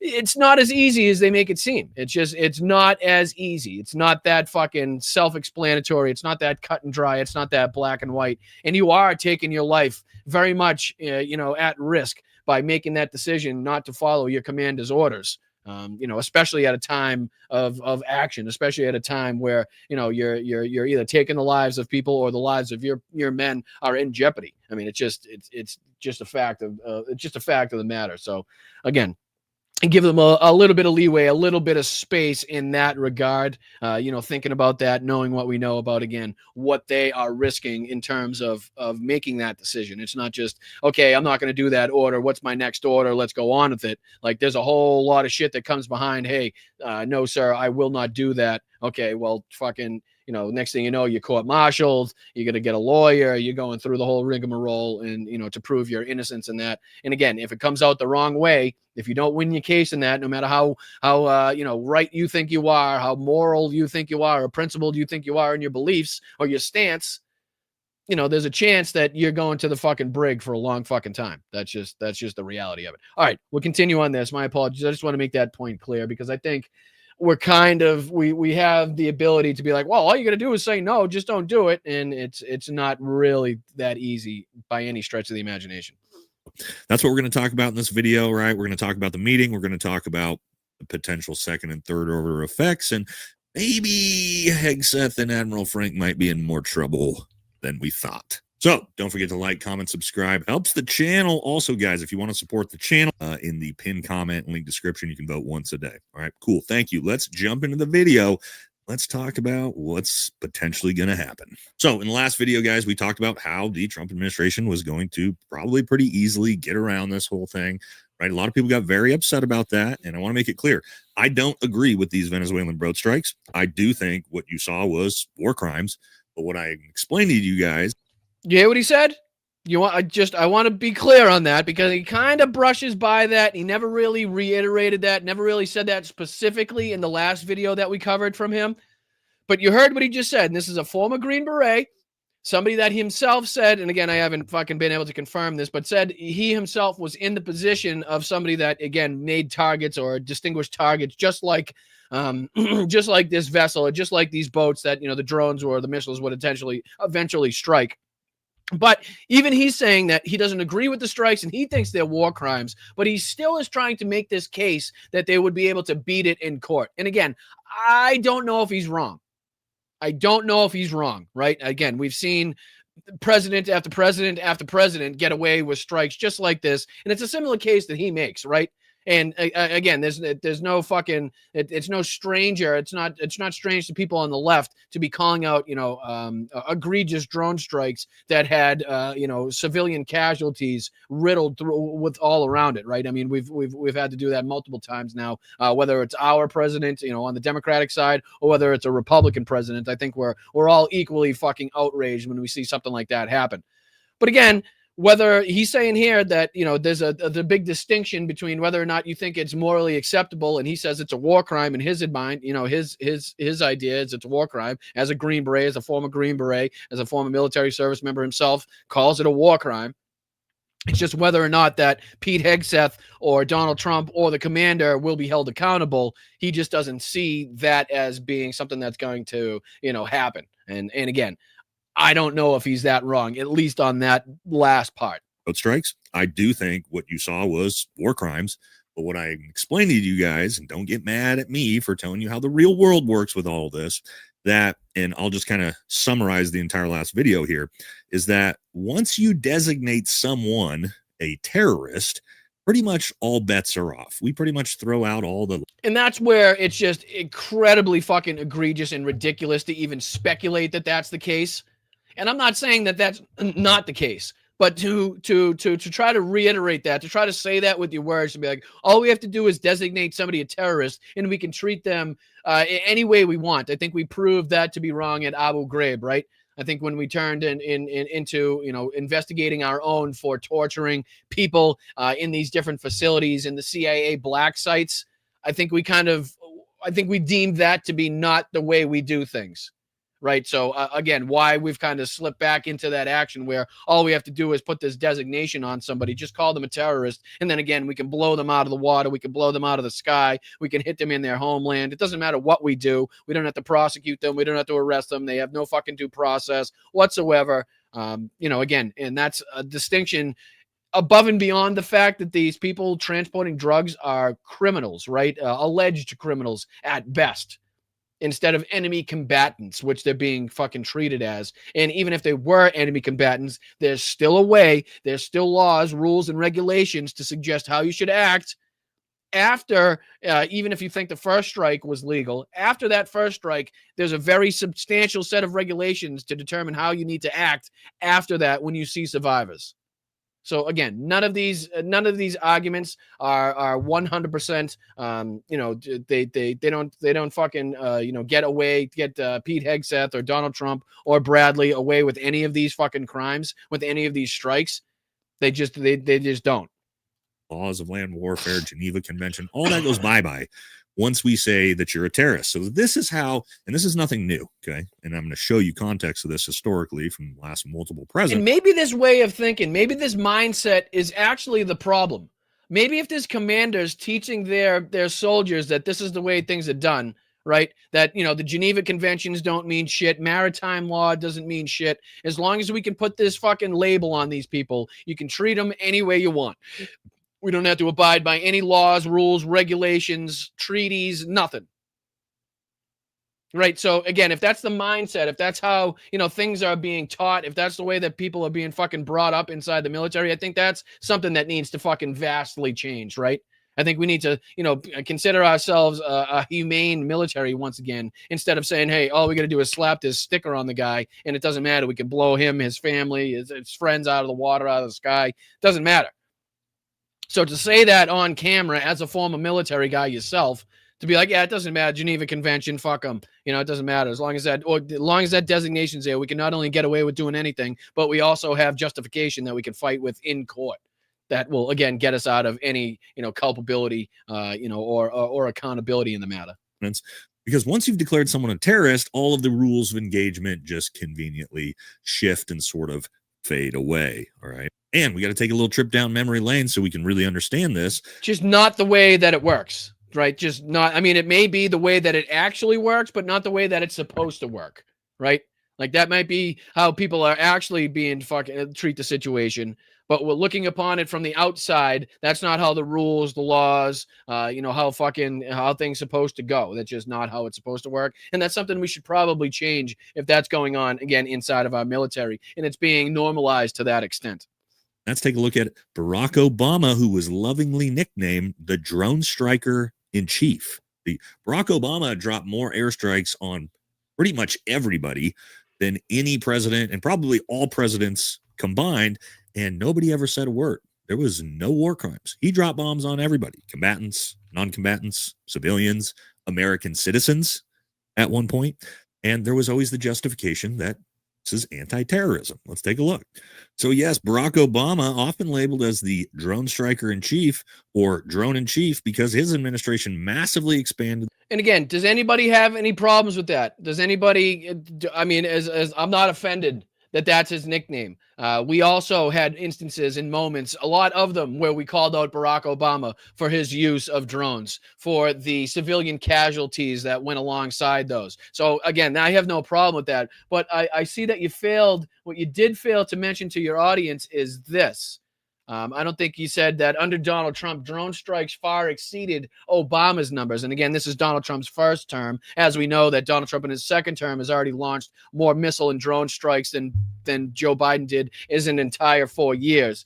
But it's funny how they leave this out of their commentary for their base. They don't say, you know, as bad as Obama was, that even that, as egregious as that was when Donald Trump came in, it far exceeded Obama's numbers, both in drone strikes, missile strikes, and civilian casualties, right? So again, it's funny how they leave this out if it doesn't go along with their narrative, right? So according to a 2018 report in the Daily Beast, Obama launched 186 drone strikes in Yemen, Somalia, and Pakistan during his first 2 years in office. In Trump's first 2 years, he launched 238, far more than the 186. The Trump administration has carried out 176 strikes in Yemen in just 2 years, compared with 154 there during all 8 years of Obama's tenure. So during 2 years of Trump's administration, his first term, he launched more strikes in Yemen than in Obama's 8-year tenure. Experts also say drone strikes under President Trump have surged in Afghanistan, Iraq, and Syria. Let's see here. Amnesty International reports drones have killed at least 14 civilians in Somalia since 2017. As of January this year, U.S. drone strikes fighting ISIS in Iraq and Syria have killed at least 1,257 civilians, according to the Pentagon. Estimates the number to be as great as 7,500. And this went out, when was this? This was May 18th, 2019. This article went out in the Chicago Sun. Okay. So from 2017, this says from 2017, since 2017, fucking as high, estimates say as high as 7,500 civilians were killed in drone strikes. And that's just, again, in Iraq and Syria. So again, it's funny how they leave this out of their commentary. What did I say? Oh, Mel's corrected me from earlier in the show. I said Sanjay Gupta. That's my fault. It's Vin Gupta, the doctor that reports for Midas Touch. My apologies. I got the name wrong. My bad. But yeah, just to kind of put this in there where commentary should be thrown in, you know, where I have no problem you bringing up the fact that Obama was known for this, and I have no problem calling him out for, you know, these activities, these actions, and these drone strikes and the civilian casualties related with it. But then it would be nice, again, if your base, the people that watch your show, the MAGA people, could also hear, you know, how as egregious as that was, that Donald Trump even ramped up those numbers even more in his first term. But not something you'll hear from people like this, because, again, it doesn't fit their narrative, doesn't fit their agenda. The U.S. drone strike program, especially for targeted killings of suspected terrorists outside formal war zones. The nickname comes from critics who believe the policy symbolizes remote, execute-driven warfare with limited transparency. So yes, massive increase in airstrikes from President Obama in places like Pakistan, Yemen, Somalia, Libya. Okay. Targeted killings, including U.S. civilians, all right? Barack Obama struck a U.S. citizen who was just simply accused of terrorism. That's all you got to be accused of. All right, now do Donald Trump. And again, he's not wrong, right? Like, he's not wrong in suggesting that we could point out multiple instances, multiple different presidencies, multiple different presidents that were engaged in similar activities undertaken by the executive branch, not approved by Congress, taken out, that ended up killing civilians in the process. But what's wrong with saying that shit needs to fucking stop? Right? What's wrong with saying, okay, now is fucking enough. Now is when we put our foot down. Now we take back, the Congress takes back the power of going to war with people, of determining who we go to war with. And now we take that, we remove that from the hands of fucking, the executive branch. And just in case we get another maniac in there, whatever happens. But how about now we put our foot down and say, no more of this bullshit. Of just striking anybody that we see fit and putting whatever designation that we have to put on them as the United States to justify the strikes, right? Make up the own rules as we go along as the United States, right? Just kind of fucking write the rule book as we go, just to make sure that we don't get ourselves in trouble, to make sure that we can justify any and all actions that we take, that we undertake. So again, I just want to say that I was pretty right on that one. Pretty right on that one, my friends. But all right, what else did I want to see? Yeah, let's see. We got enough time to jump into this. We got 7:02. We got about 28 minutes left, so we got enough time. I'm done with that one. And that'll be enough of this guy. I'm done with this guy. But yeah, let's put this on the screen. This is Jen and Pumps. I believe they're talking about how Donald Trump is cucked by Vladimir Putin. Yes, once again, Trump bends over to Putin as Epstein blackmail haunts him. Okay, so let's dive into this. Once again, I'm Boston Brian. This is Blunt Politics. I really do appreciate you guys giving me the opportunity, giving me the shot to bring you guys the news, bring you guys the updates, bring you guys some entertainment, some enjoyment. Please hit that like button, subscribe to the channel. We're trying to get to 15K, hopefully by now. I think we only needed like 2 or 3 during the show. And if we can't get 2 or 3 new subscribers every show, then we're in the fucking wrong biz, right? We're in the wrong fucking biz. But all right, let's check this out. Let's see what they got to say about Putin, Trump being bent over, and the blackmail that haunts him. Vladimir Putin has the MAGA administration by the balls. And the MAGA administration is so over their skis on foreign policy. Trump has sent a Russian asset named Steve Witkoff and his son-in-law, Jared Kushner, to sit down with former KGB agents. And Vladimir is literally salivating, frothing at the mouth at the excitement about how inexperienced. I mean, do you guys know how fucking and understand how crazy that is? The same guy, Donald Trump's son-in-law, who got $2 billion from fucking, from the Saudi crown prince, right? Against the wishes, against the advisement of the Saudi crown prince's own economic advisors, own financial advisors, right? $2 billion to Jared Kushner. And now somehow that fucking Weasley little scumbag prick has weaseled his way back into negotiations to try to enrich himself by partnering up with Russia to make business deals and economic partnerships with different oligarchs and Putin himself to, I don't know, fake like they're getting some sort of peace deal done for Ukraine. What's funny is just like in, I don't know, Doha, with the Doha agreement, where Donald Trump negotiated with the Taliban but didn't involve the Afghani government, right? With that same one where he released the 5,000 Taliban prisoners, at the worst time possible. Yeah, that agreement, that same one, pretty much the same thing he's doing here, because I don't see the Ukrainians sitting at these tables. I don't see anybody from Ukraine, a representative, or Zelensky himself sitting down at these discussions. Why is fucking Jared Kushner and Steve Witkoff, speaking so heavily on the behalf of the Ukrainians without any representation there? Didn't we already learn our lesson with, again, the Doha agreement? Didn't we? No, we didn't learn our lesson. Okay, guess they'll go through that bullshit again.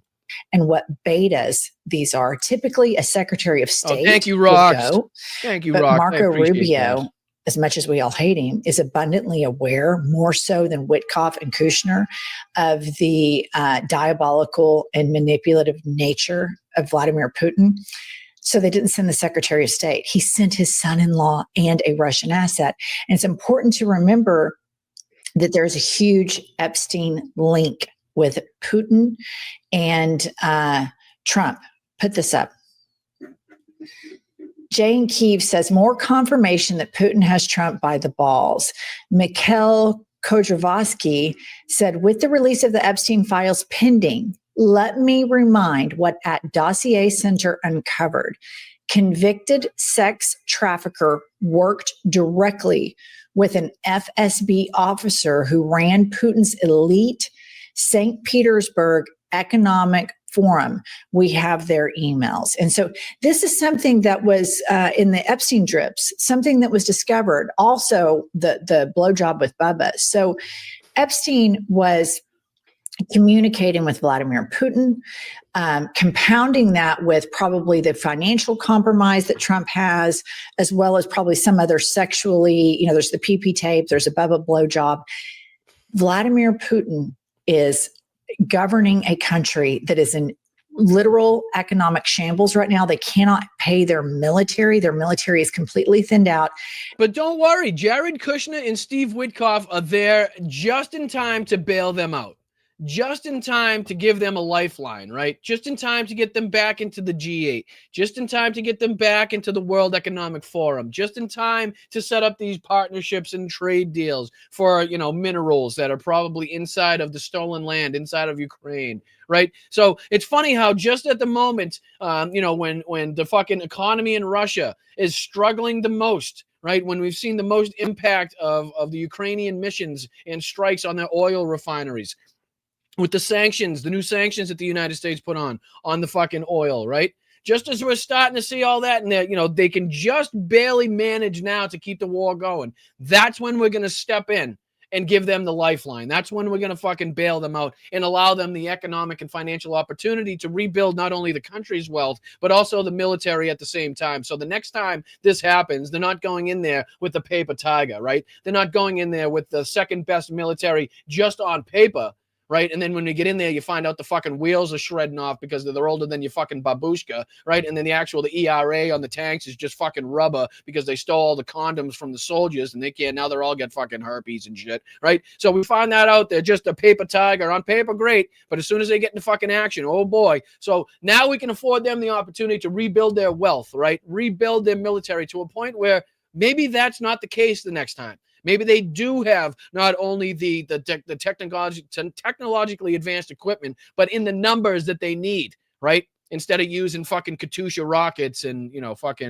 saying they got these really high, high technologically advanced tanks, but they got about 2 of them in operation, right? That might not be the case next time. So that's what Donald Trump is now affording Vladimir Putin. That's what Steve Witkoff is now affording Vladimir Putin. That's what Jared Kushner is now hoping to gain financially from those connections, from the partnerships, from this bailout, right? And they are dog walking the United States of America right now because our president is so utterly compromised. And let's not forget, Jared Kushner is not an advisor to the president. He's not an expert in foreign policy. He actually took $2 billion from the Saudis. He wants to build Trump Gaza. And now he's in Russia. I completely agree with you. They're not going to send anybody competent because they want to cover Trump's ass. Because I think Putin, the fix is in. The fix is in. So he can't send somebody like Marco Rubio who might 90% be loyal to Trump, but 10% maybe leak to senators, hey, FYI, this is what they're doing. And it's too risky to send the Secretary of State. It's the old fucking playbook. You know what I mean? It's Donald Trump's playbook, and it's as old as walls and wheels. So why wouldn't he just run it, right? It's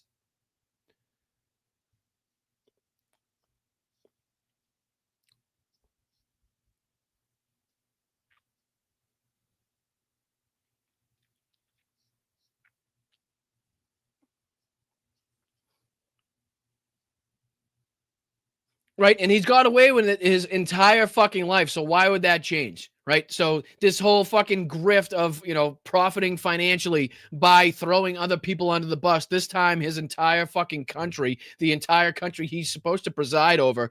Right. Not only that, but the allies that we are fucking linked with long-time partnerships, long-time economic trade deals, right? So all of those people that can go fuck themselves, as long as he and Jared Kushner and Ivanka and Don Jr. and Eric, as long as they can profit financially, it doesn't matter what they have to do. And again, the insights that we found out to the connections here between Jeffrey Epstein, the FSB member that we were just talking about. Not only that, but the fucking supposed picture, blowing Bubba, whatever it might be, the P-tape.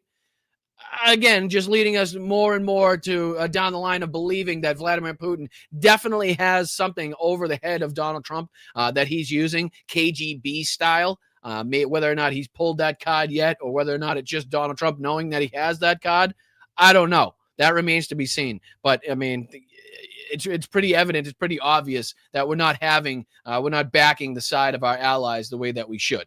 That's pretty evident to everybody on the planet. So he sends a Russian asset, Steve Witkoff, who's done business with the Russians, has Russian ties in his family for his entire real estate career, and then he sends his son-in-law. All right, moving along. Here are the 2 morons that are wholly unqualified to sit down with the Russians and the Chinese. Pop this up. This tweeter says, I think we might take a minute to ask why the American government has sent a real estate developer and the president's son-in-law to negotiate directly with Vladimir Putin rather than, say, the Secretary of State or a professional diplomat, or indeed anyone with training. And Steve Pfeiffer says, would very much prefer to see Secretary Rubio, who has a deeper understanding. And it's funny. Don't you guys remember last week when the fucking mainstream media was all reporting that a deal was done and Ukraine agreed to deals and Donald Trump got a deal done and the deal was signed and this was, it's a done deal. And I said, hey, Not so fucking fast. I'm listening to what Zelensky's saying. I'm listening to what the Ukrainian people are saying. And I'm listening to what the military members on the front lines are saying. Doesn't sound like they are, ready to give up. Doesn't sound like there's a peace plan that has any benefit to them whatsoever that's on the table. Doesn't sound like they have anybody fighting on their behalf at the fucking negotiating table for all that fucking, for all it's worth. So I'd be very skeptical, I said. I'd be very, very skeptical, as I was, of having any of these, having of any of that rhetoric go around that we had this peace deal all lined up, or whether it was 28 points or 20 points, 19 points, 21 points, or 20 points. I said we better fucking play this by ear and don't go off half-cocked thinking that this is a done deal just because the mainstream media decided to run with that fucking narrative. We know better here. We do enough of a deep dive. We take a look at the front lines. We take a look at what Zelensky says. We take a look at what these, different Ukrainian YouTubers and different Ukrainian journalists are saying to get the feel, to get the attitude, to get, what's going on the front lines, to get what's going on, at the homes of the Ukrainian people and what they're feeling. Because that's a good way to be able to determine whether or not the mainstream media is full of shit or it's Russian propaganda. That's what you got to do. But all right, let's dive into this just to kind of finish off the craziness here. Let's do a little bit of laughing at some people. Why don't we? There's just a couple of moments in here. I think he's questioned about Ukraine in this as well. So I'm curious as to what updates he has to talk about, as far as, again, this peace deal that was supposed to be done, but isn't done. So this was just the last couple minutes of Donald Trump's little meeting that he had today. Let's see if he can stay awake. Car prices for consumers are down before you. Just about everything is down. This whole thing is, they use the word affordability. It's a Democrat hoax. They're the ones. He's back at it, folks. He's back at it. The number one issue, the number one issue now facing Americans today, the number one issue that Americans are worried about today is affordability. Is how to make their daily lives more affordable, how to make the little money that they get paid, stretch a little bit further. And you got Donald Trump as the president here talking about how affordability is a Democrat hoax, just like the Epstein files apparently were a Democrat hoax. But we're seeing pictures of Little St. James. We're seeing and hearing different fucking emails go around, right? But again, here he is right here, the number one. This is how out of touch with the American people, how out of touch with reality these people are right now. Talking about affordability as being a hoax when it is quite literally the number one issue that Americans face today is how to make the dollar stretch so that they can have all the things that they need to survive, a shelter, a roof over their head, a vehicle to get to work, a job to begin with, money to put food on the table, insurance in case you get fucking hurt, that type of shit. That's what people are worried about. That's what's most, that has the biggest impact on the American people's lives or how they vote. It's amazing. It's remarkable to hear him say this. And then the people around him, don't bat an eyelash. Not a fucking word to be said, right? They agree with all of it. Look at how dumb, fucking Ted Cruz looks too. Drove the prices up. And all they do is say affordability. And you're supposed to say, oh, that means they had low prices. No, we inherited the worst inflation in the history of affordability. I think that's what you guys were saying. Remember when you were like, oh, we'll have the prices down in 24 hours. All, the price of gas, the price of oil, the price of fucking heating, the price of electricity, everything, grocery prices, everything was going to be down in 24 hours. You were the one. You maybe didn't know what the word affordability meant. Couldn't spell it if you were paid to do it.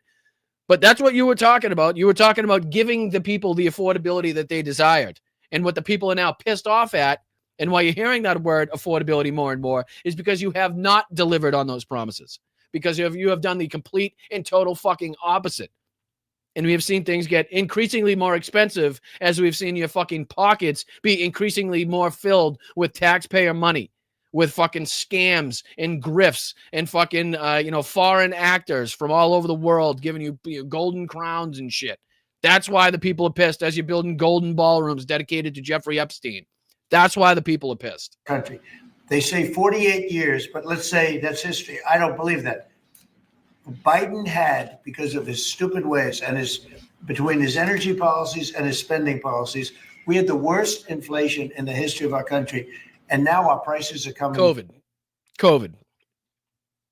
Donald Trump's inability to take COVID seriously. Donald Trump's inability to listen to actual health professionals. Donald Trump's inability to get his people on board with taking the vaccine. Donald Trump's stupidity in coming out and saying it was going to be the humidity that was going to kill it. It was going to be the heat that was going to kill it. Then it was going to be the cold that was going to kill it. Then it was going to be bleach that it was going to kill it. And then it was going to be really bright fucking lights that it was going to kill it. It was going to be down no more than 15 cases. We're going to go from 15 down to 0. Nothing to worry about, folks. Over 1 million people dead.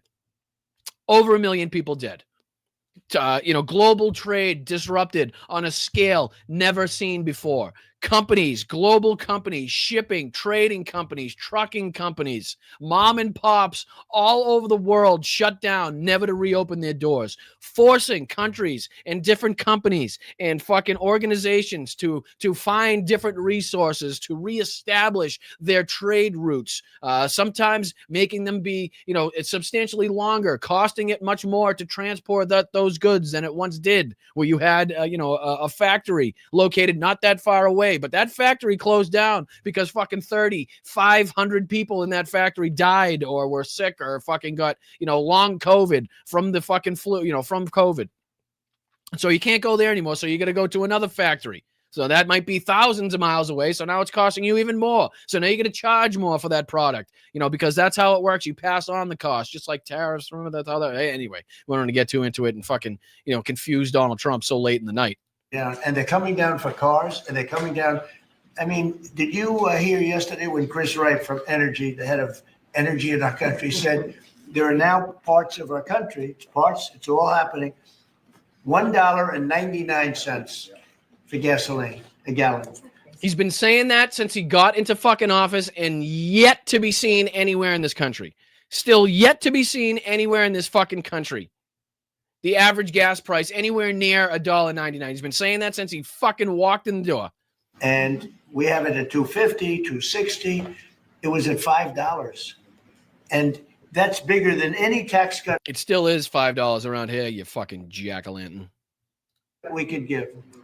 And, for the average. Right now, he looks like if you live in like Arizona or California or somebody really hot, someplace really hot all the time. If you're ever wondering what would happen if you left your fucking Halloween pumpkin out for 35 years straight in the California sun or the Arizona sun, what it would look like if you then stuck a fucking blonde wig on top of it, you got your answer. It's right there in front of your screen. That's exactly what it would look like.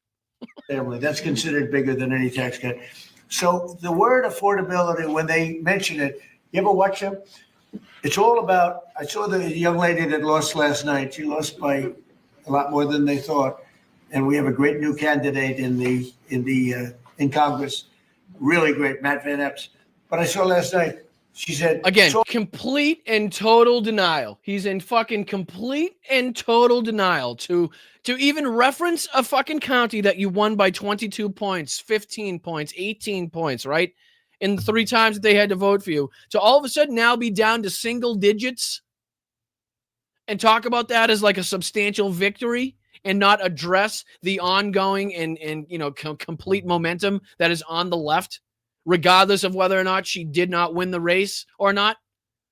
Just the fact that it was as close as it was, just the fact that they had to pour as much money as they had to into this race, just goes to show, and they know this, the people that are fucking behind the scenes, the people that saw the numbers and understand them, they fucking know this, that it's not a good showing. That was not something to brag about. That is not a good fucking example for what's happening, what's going to happen in the future for the GOP, and they know it. All about affordability, all about. And again, parental discretion is advised not only for Donald Trump's neck, but we're about to see Ted Cruz cuck once again himself for Donald Trump. Again, the guy that called his wife ugly, the guy that said his father was responsible for killing JFK. Probably some other insults that I can't remember off the top of my head. But here he is. Parental discretion is advised. Sorry, send the kids in the other room. We're about to see Ted Cruz once again cuck himself for Donald Trump. Talk about like the specifics. Right. Everything was through the roof. Eggs, when I took over, eggs were 4 times higher than they ever were. We got the prices down to the lowest level. Yep. I mean, amazing. But they never, you got to watch, they're great con people. It's like the inflation. I'm sorry, says the con man from New York City. Says the man known in New York City as a fucking, as a fraudster, as a con man, as a shyster, as a fucking sleazebag. That's the guy right now trying to warn other people about con artists? Okay. Reduction Act.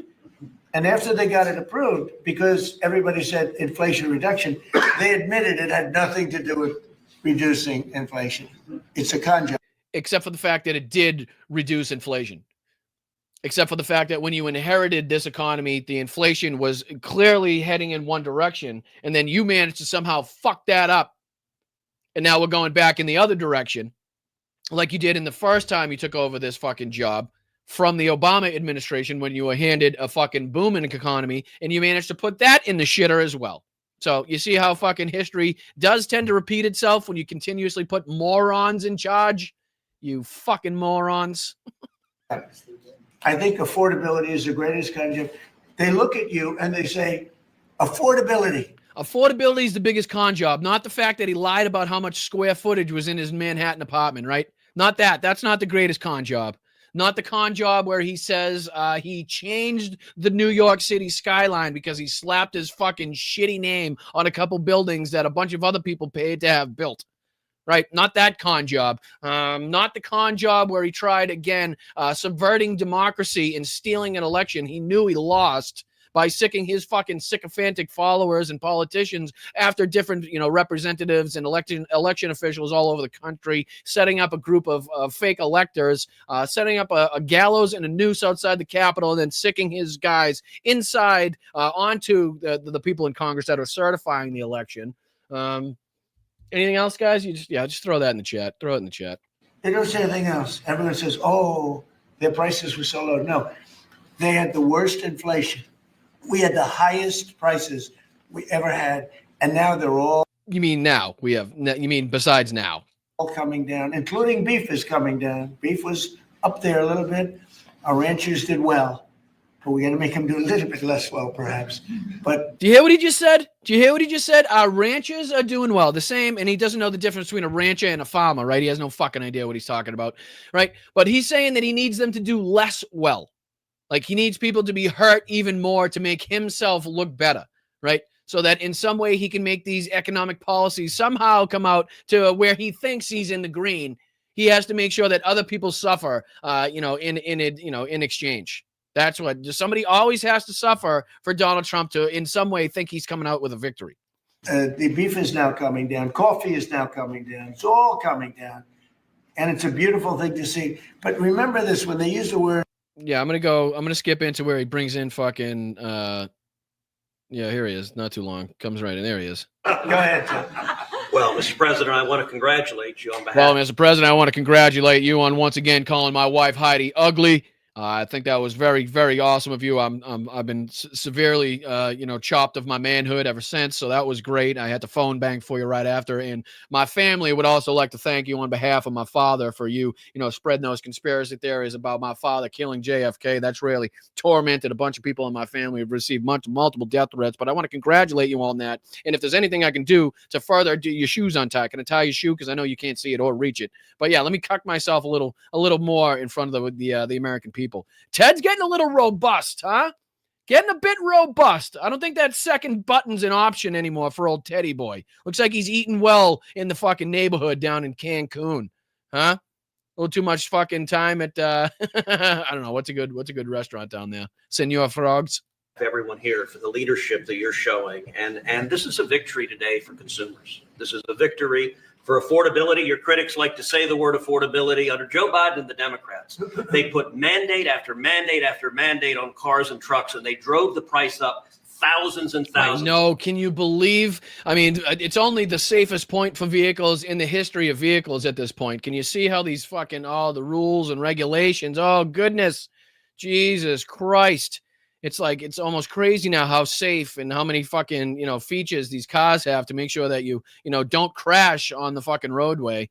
But, again, tell us about how those rules and regulations are a bad thing. Again, all right, nobody should be subjected to that much Ted Cruz, so I do apologize. My bad. Hit that like button anyway. I don't typically subject you guys to that much Ted Cruz, so I promise it won't happen again. But yeah, I appreciate you guys. Lots going on in the news, lots to talk about, lots to fucking be frustrated over. But I would like to continuously thank you guys for dealing with the bullshit, for, taking this in stride, for, keeping yourselves healthy at the same time, keeping your mind going, making sure that you guys are focusing in other aspects of life as well. Friends, family, movies, television, books, fucking nature, whatever it may be. Make sure you're also fucking, you're getting out of this, a news cycle for at least some period of time. Give your mind a rest. Make sure you remind yourself there's other things to life. There is so much more to life than what you see in the news, what you see on social media. So much more to experience. Great people out there. I know we talk a lot about scumbags and assholes and politicians and shit, but there are fabulous people all over the place, all over this great country. So get out, meet some people.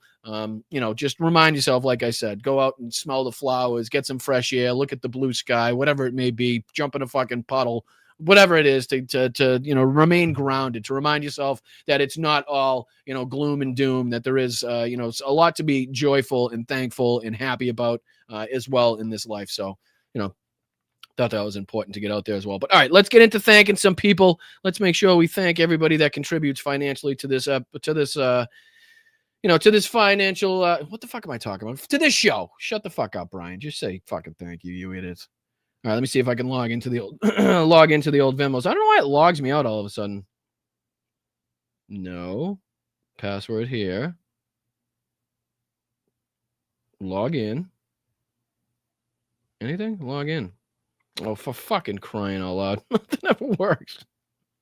Nothing ever works. Let me see if I can put in my phone number, I guess. 971-22878. I hate when I don't get to thank you guys. That's not idiot. Oh, I know what it is. My bad. Bear with me. Just gives you an extra couple minutes to get in a couple super chats over there on YouTube before I thank you guys. Fuck, can I see that? No, that's not it either. 2. All right, that should work. Yes, save password. Send code. Come on, send the code. That is the code right there. All right, we're in, folks. We're in. Nope, I'm not in. Why did that not work? All right. I'll thank you on tomorrow's show. I don't know. Technology and me just never gets along. I don't know why the fuck it would just automatically sign me out of Venmo when I've never signed out of Venmo ever since I've had the fucking phone. I don't know. But thank you to anybody that, did send in a Venmo, whether it's a buck or two or more. You guys are absolutely fantastic and always have been. And I will promise to make sure to thank you guys tomorrow, as I always do. But I appreciate you guys. Let's get in here and start thanking some people on YouTube. Oh, thank you guys. You guys were extremely generous tonight. I appreciate that. I appreciate I appreciate you guys showing your appreciation and giving me the opportunity. I know that's the first thing that a lot of people have to do when you join a new channel, when you give somebody the chance there.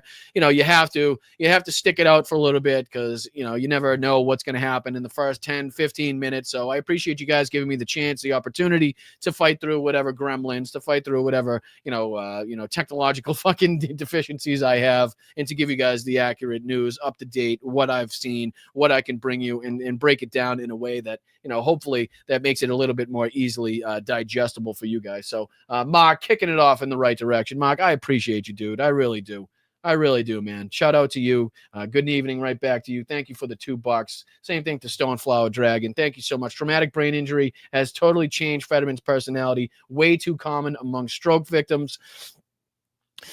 Yeah. I mean, again, I'm no doctor. I don't know what the direct cause of it is or how much that stroke is to blame, or if this was something that was maybe just inevitable in his old age. Anyway, I don't know. But clearly, something is wrong. Clearly, something is absolutely wrong. Something's not right. Something has switched. Something has broken. To be calling for a pardon for a war criminal as a Democrat is just, it in no way represents what we believe is completely antithetical to, the Democratic, existence right now, which is to hold people accountable, to make sure that we see fucking people face justice, to not let anybody slide, to set an example for anybody else that's waiting in the wings, thinking that they can waltz in and be corrupt and grift and fucking steal from the American people. We want to make sure that, we can hold somebody up on that platform and be like, hey, you act a fool, you're going to be just like that guy strung up on that fucking pole right there. That's, metaphorically speaking, of course. But Stoneflower Dragon, totally agree with you. Appreciate you. Mark, again, Doug Jones is running for governor of Alabama. Appreciate you, Mark. We need to make sure that we're involved in all of these races, wherever they may be, all over the country. If we have the ability to turn a purple district blue, or if we have the ability to turn a red district purple, we need to, we need to hop on that opportunity. We need to advocate for the people running in the race, make sure that people know their policies, make sure that people know about the race, make sure that people know to go out and cast their vote. So, Mark, appreciate you keeping everybody involved and everybody up to speed. Really do. Thank you, Mr. Webb. What's up, Wes? Appreciate the Ray Bork, brother. Don't overexpose yourself. Don't tell anybody your real address. I'm not even a celebrity, but I've even had a stalker or two. I mean, who wouldn't stalk you, Wes? I'm sure you've had more than 2 stalkers. You're just being modest. You are just being modest. I could tell with those fucking handsome pajamas and that robe you're always bringing into that Zoom chat. You've had more than 1 stalker, more than 2 stalkers too, I could tell. But Wes, I appreciate you, brother. I appreciate you. And I try to stay as private as humanly possible for as long as humanly possible, as you guys could probably tell on the show. Thanks, Wes. Do appreciate you, brother. Thank you for the contribution. Shout out to you. Mark, again, dude. Thank you. Greg Kelly gives idiots a bad reputation. I mean, he's just the dumbest man on fucking television. He really is. So shout out to you, Mark. Appreciate you, dude. Brenda, how are you? Congratulations. Thank you for being here for 13 months. I really do appreciate that. Shout out to you and yours. Much love from everybody here. Back to you. And then, shout out to you. Thank you so much. We really do appreciate it. Same thing for Candy. Thank you, Candy. Thank you for the 20 there. Shout out to you. Brian must have traveled east for the accent re-enhancement program. The Bostonian is on point this fine evening. Now, sometimes I get sometimes it just comes out. Sometimes it just comes out. Sometimes you get tired, don't give a fuck. You know what I mean? Like it's hard for other people to understand. Like as a Bostonian, I've learned to kind of morph and fucking mutilate the accent depending on where I am, who I'm with, what the fucking object is, you know what I mean? Like, at a job interview, or depending on what your job is, who you're speaking with, you kind of have to, learn how to tone it down a little bit, or, kind of play the game. I tend to, when I get onto the podcast here, try to, emphasize a little bit more. And, I don't know. I don't think it's consciously me trying to tone it down, but it's just something that happens when I'm trying to think about what I'm saying, and it's, that type of thing. But every now and again, you just get on a fucking roll and it just comes out. It's something that I'm not going to lose. I mean, I don't think there's an accent to be had here in California, so I don't think I'm at any risk of fucking adopting another accent. It's just that they don't exist out here. So, Candy, I appreciate you noticing, though. I appreciate you noticing. Thank you so much. Mark again, dude. What the fuck? You're just amazing. Greg Kelly, somewhere a village is missing an idiot. I appreciate you, Mark. Thank you so much. Shout out to you. Linda Lou, let's fucking go. Another 5 gifted members from Linda Lou. Make sure we're thanking Linda Lou, as we always do, for voting blue. What are you going to do? But thank you so much for the 5 gifted. Make sure we're thanking Linda Lou. Shout out to you, Linda.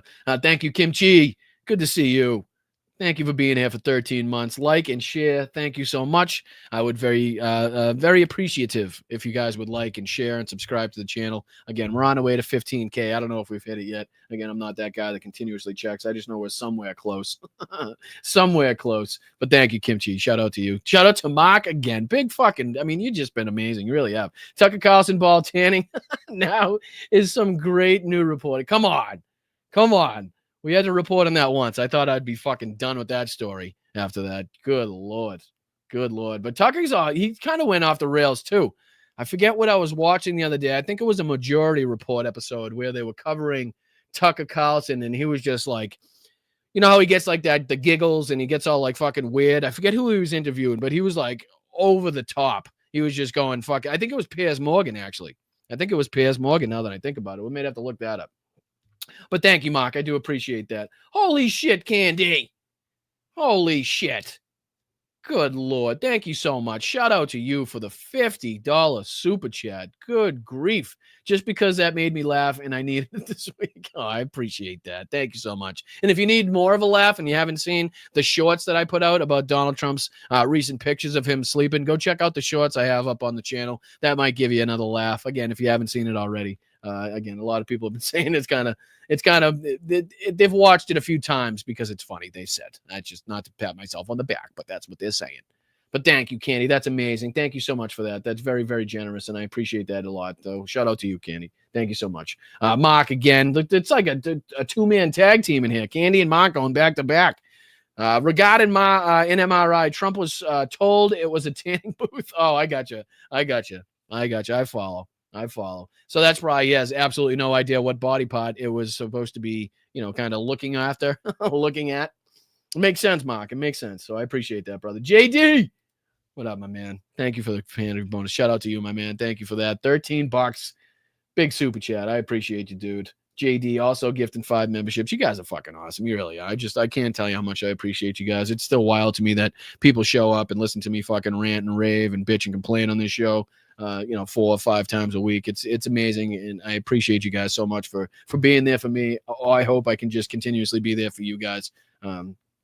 First and foremost to the mods as well. But JD, thank you so much for the 5 gifted. Please make sure we're reaching out to these people gifted memberships. They're just absolutely fantastic people. Thank you, Rocks. Thanks again, Mark. Again, let's fucking go. Trump suggested inserting a UV light into the human body. Imagine that. Dare I say genius. And I mean, I think that was like mid-range of the crazy ideas that he had during COVID, right? That was one of the less dangerous ones that he had. But thank you so much, Mark. Shout out to you. Shout out to Victor. What up, Vic? Appreciate you, brother. Thanks, Brian, and everybody here. Bless you all. Right back at you, Victor. Right back at you. Slava Ukraini, Heroyam Slava. We appreciate you. We appreciate your support, not only of democracy here, but also abroad with the people of Ukraine and, everybody else at victim right now of authoritarians and dictators. So, Victor, we appreciate you. Thank you so much for your contributions, and I hope you're well, my man. Now, thank you, Tobias. Shout out to you. Member for 21 months. Let's go, T. Let's go, T. I appreciate that. I really do. Congratulations, and thank you so much for your continued support, your loyalty to the show, your loyalty to democracy, and making sure that you see this out till the end. So, Tobias, I appreciate you, brother. I really do. Chewy! What's up, Chew Master? What's up, brother? Oh, you been, my man. Even my dog hates Ted Cruz. A lot of people barking. You guys got your cats and dogs howling in the back as Ted Cruz is talking. My apologies. My apologies, Chew. I appreciate you, brother. Thank you so much for the 10. Shout out to you, man. Hope you're having a great night. Oh, Tobias, you fucking unbelievable. Come on. You guys are incredible. And again, this is what I'm talking about. I really wish that we had, and I know this, I say this, it probably sounds selfish, but I say it for the most unselfish reason. Like, I wish we had such like a bigger platform, such a bigger audience, so that it wasn't up to fantastic people like fucking Candy and Tobias and Jen and everybody else that go above and beyond what you should normally have to do, right? I mean, I know everybody's in a position right now where it's uncertain times, and you guys have just been so fantastic. I can't thank you enough. But, I just really wish that we had a much bigger audience where we could just spread that fucking burden of making sure that the show keeps going through more people so that, you guys didn't have to step up as much as you do. That's my thought, at least. But Tobias, thank you so much. Thank you so much for that. I really do appreciate that. It's amazing. And then, oh my God, another one. You guys are fucking incredible. What the fuck, Dad Shoes? That's what I should be saying. What the fuck, Dad Shoes? And then it was a good blizzard in 1978. Good pictures, especially where I'm from. You should check out those videos. But thank you so fucking much. You guys are just amazing. That's 350s in this one show. I mean, thank you. Thank you for your loyalty. Thank you for your friendship. Thank you for your commitment to the show, your financial contribution. I mean, I promise, when I say that it's you guys that keep this show running, that couldn't be a truer statement. There's no truer statement said on this show than it's you guys that help keep this show running. It's you that help keep the lights on, the microphone working, the camera on, because you enjoy it. And I'm surprised and I'm shocked and I'm humbled.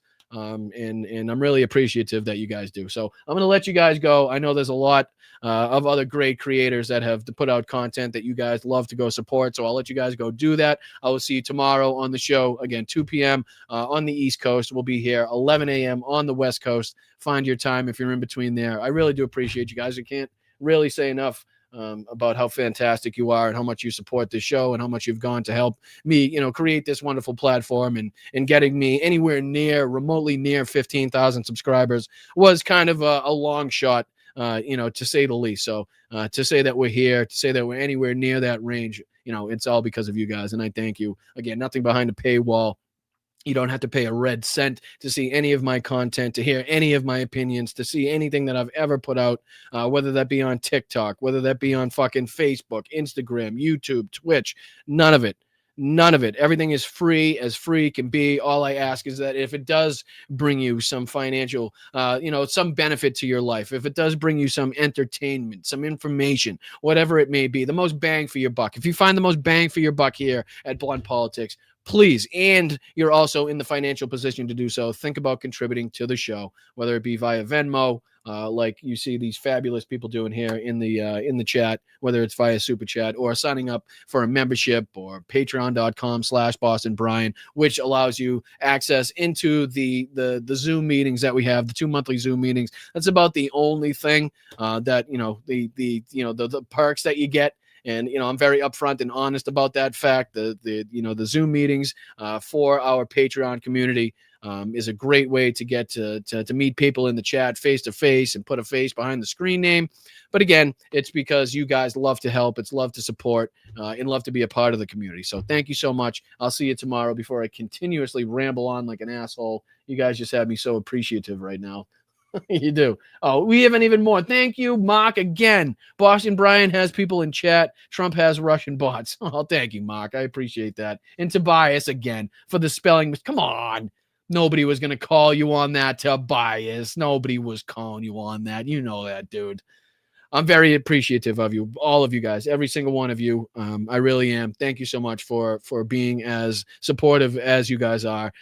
Again, we wouldn't be here without you. So I'll see you tomorrow. Make sure you hit that notification bell. Again, I'm Boston Brian. This is Blunt Politics, this political podcast made to sift through the bullshit, the propaganda, the lies of the mainstream media, Donald Trump, the GOP, and then we break it down in a little fucking pile, and then we sift through it and make it a little bit more digestible to the average, everyday, working class people of this country like you and like me, because that is who is affected by these policies. All right. I appreciate you guys. Take care. I really do appreciate it. Make sure you stay in loud, stay proud. Get out of your seats and into the streets. Find your nearest protest, find your nearest rally, but stay safe out there. You never know who's out there.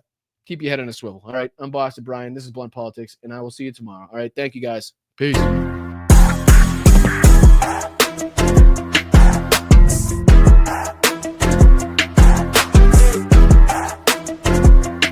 always do about this time. You're a nation that just recently heard that Saudi Arabia and Russia will repeat. They're just getting acclimated. You know what that means, acclimated. Nothing bad can happen. It can only good happen. And God bless the United States.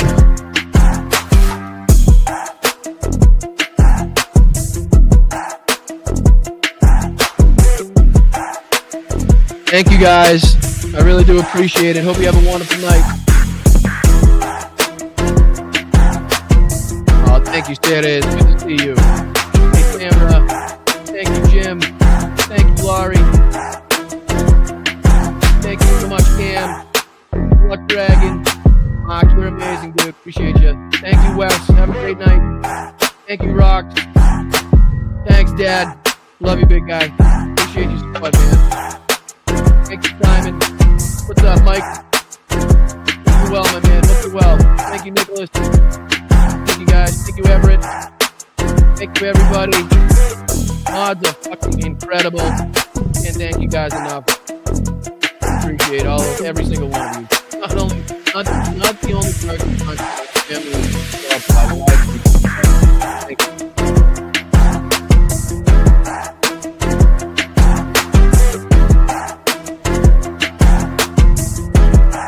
Janelle. Thank you so much, Janelle. Thank you for staying.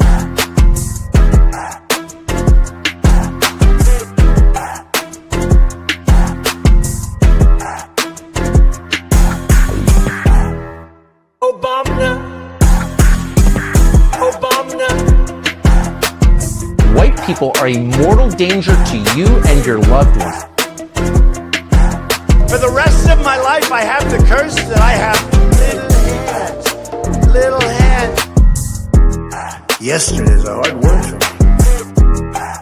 me. You'll have a group of Venezuelan killers, street gangs, occupying the town with MK-47s. I know that gun very well. I got to know. I've become an expert on guns. You came to the right place.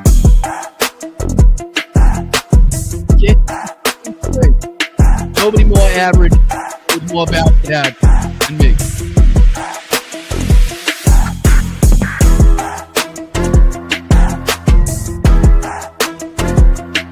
Brian, you're drunk. You're drunk.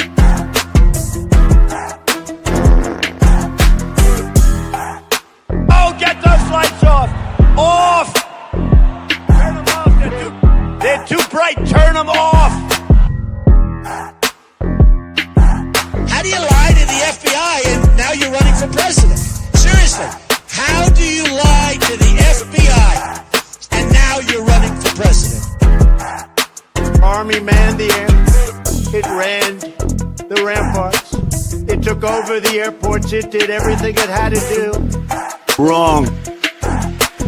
I'm just an average guy who read public documents where the elite said they were going to enslave us and destroy America. And I'm not going to be like yuppie scum and deny the threat to my country. I'm going to fight back.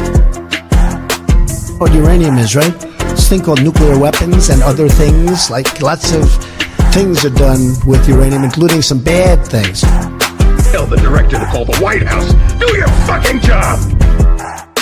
I'm just dandy.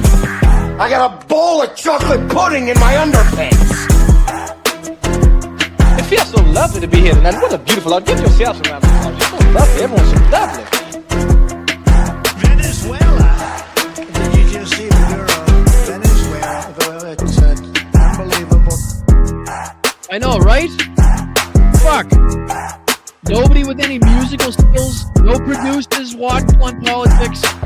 Send something over. Leave some of them fucking hot beats that have no copyright issues whatsoever, that I can attach to everything and I'll give you all the credit. Somebody must have some fucking musical inclination that can help. Anybody. Please. Alright guys, peace. I'll see you tomorrow. I appreciate you guys. Thank you, Mark. Thanks everybody. The big, fat, sloppy United States.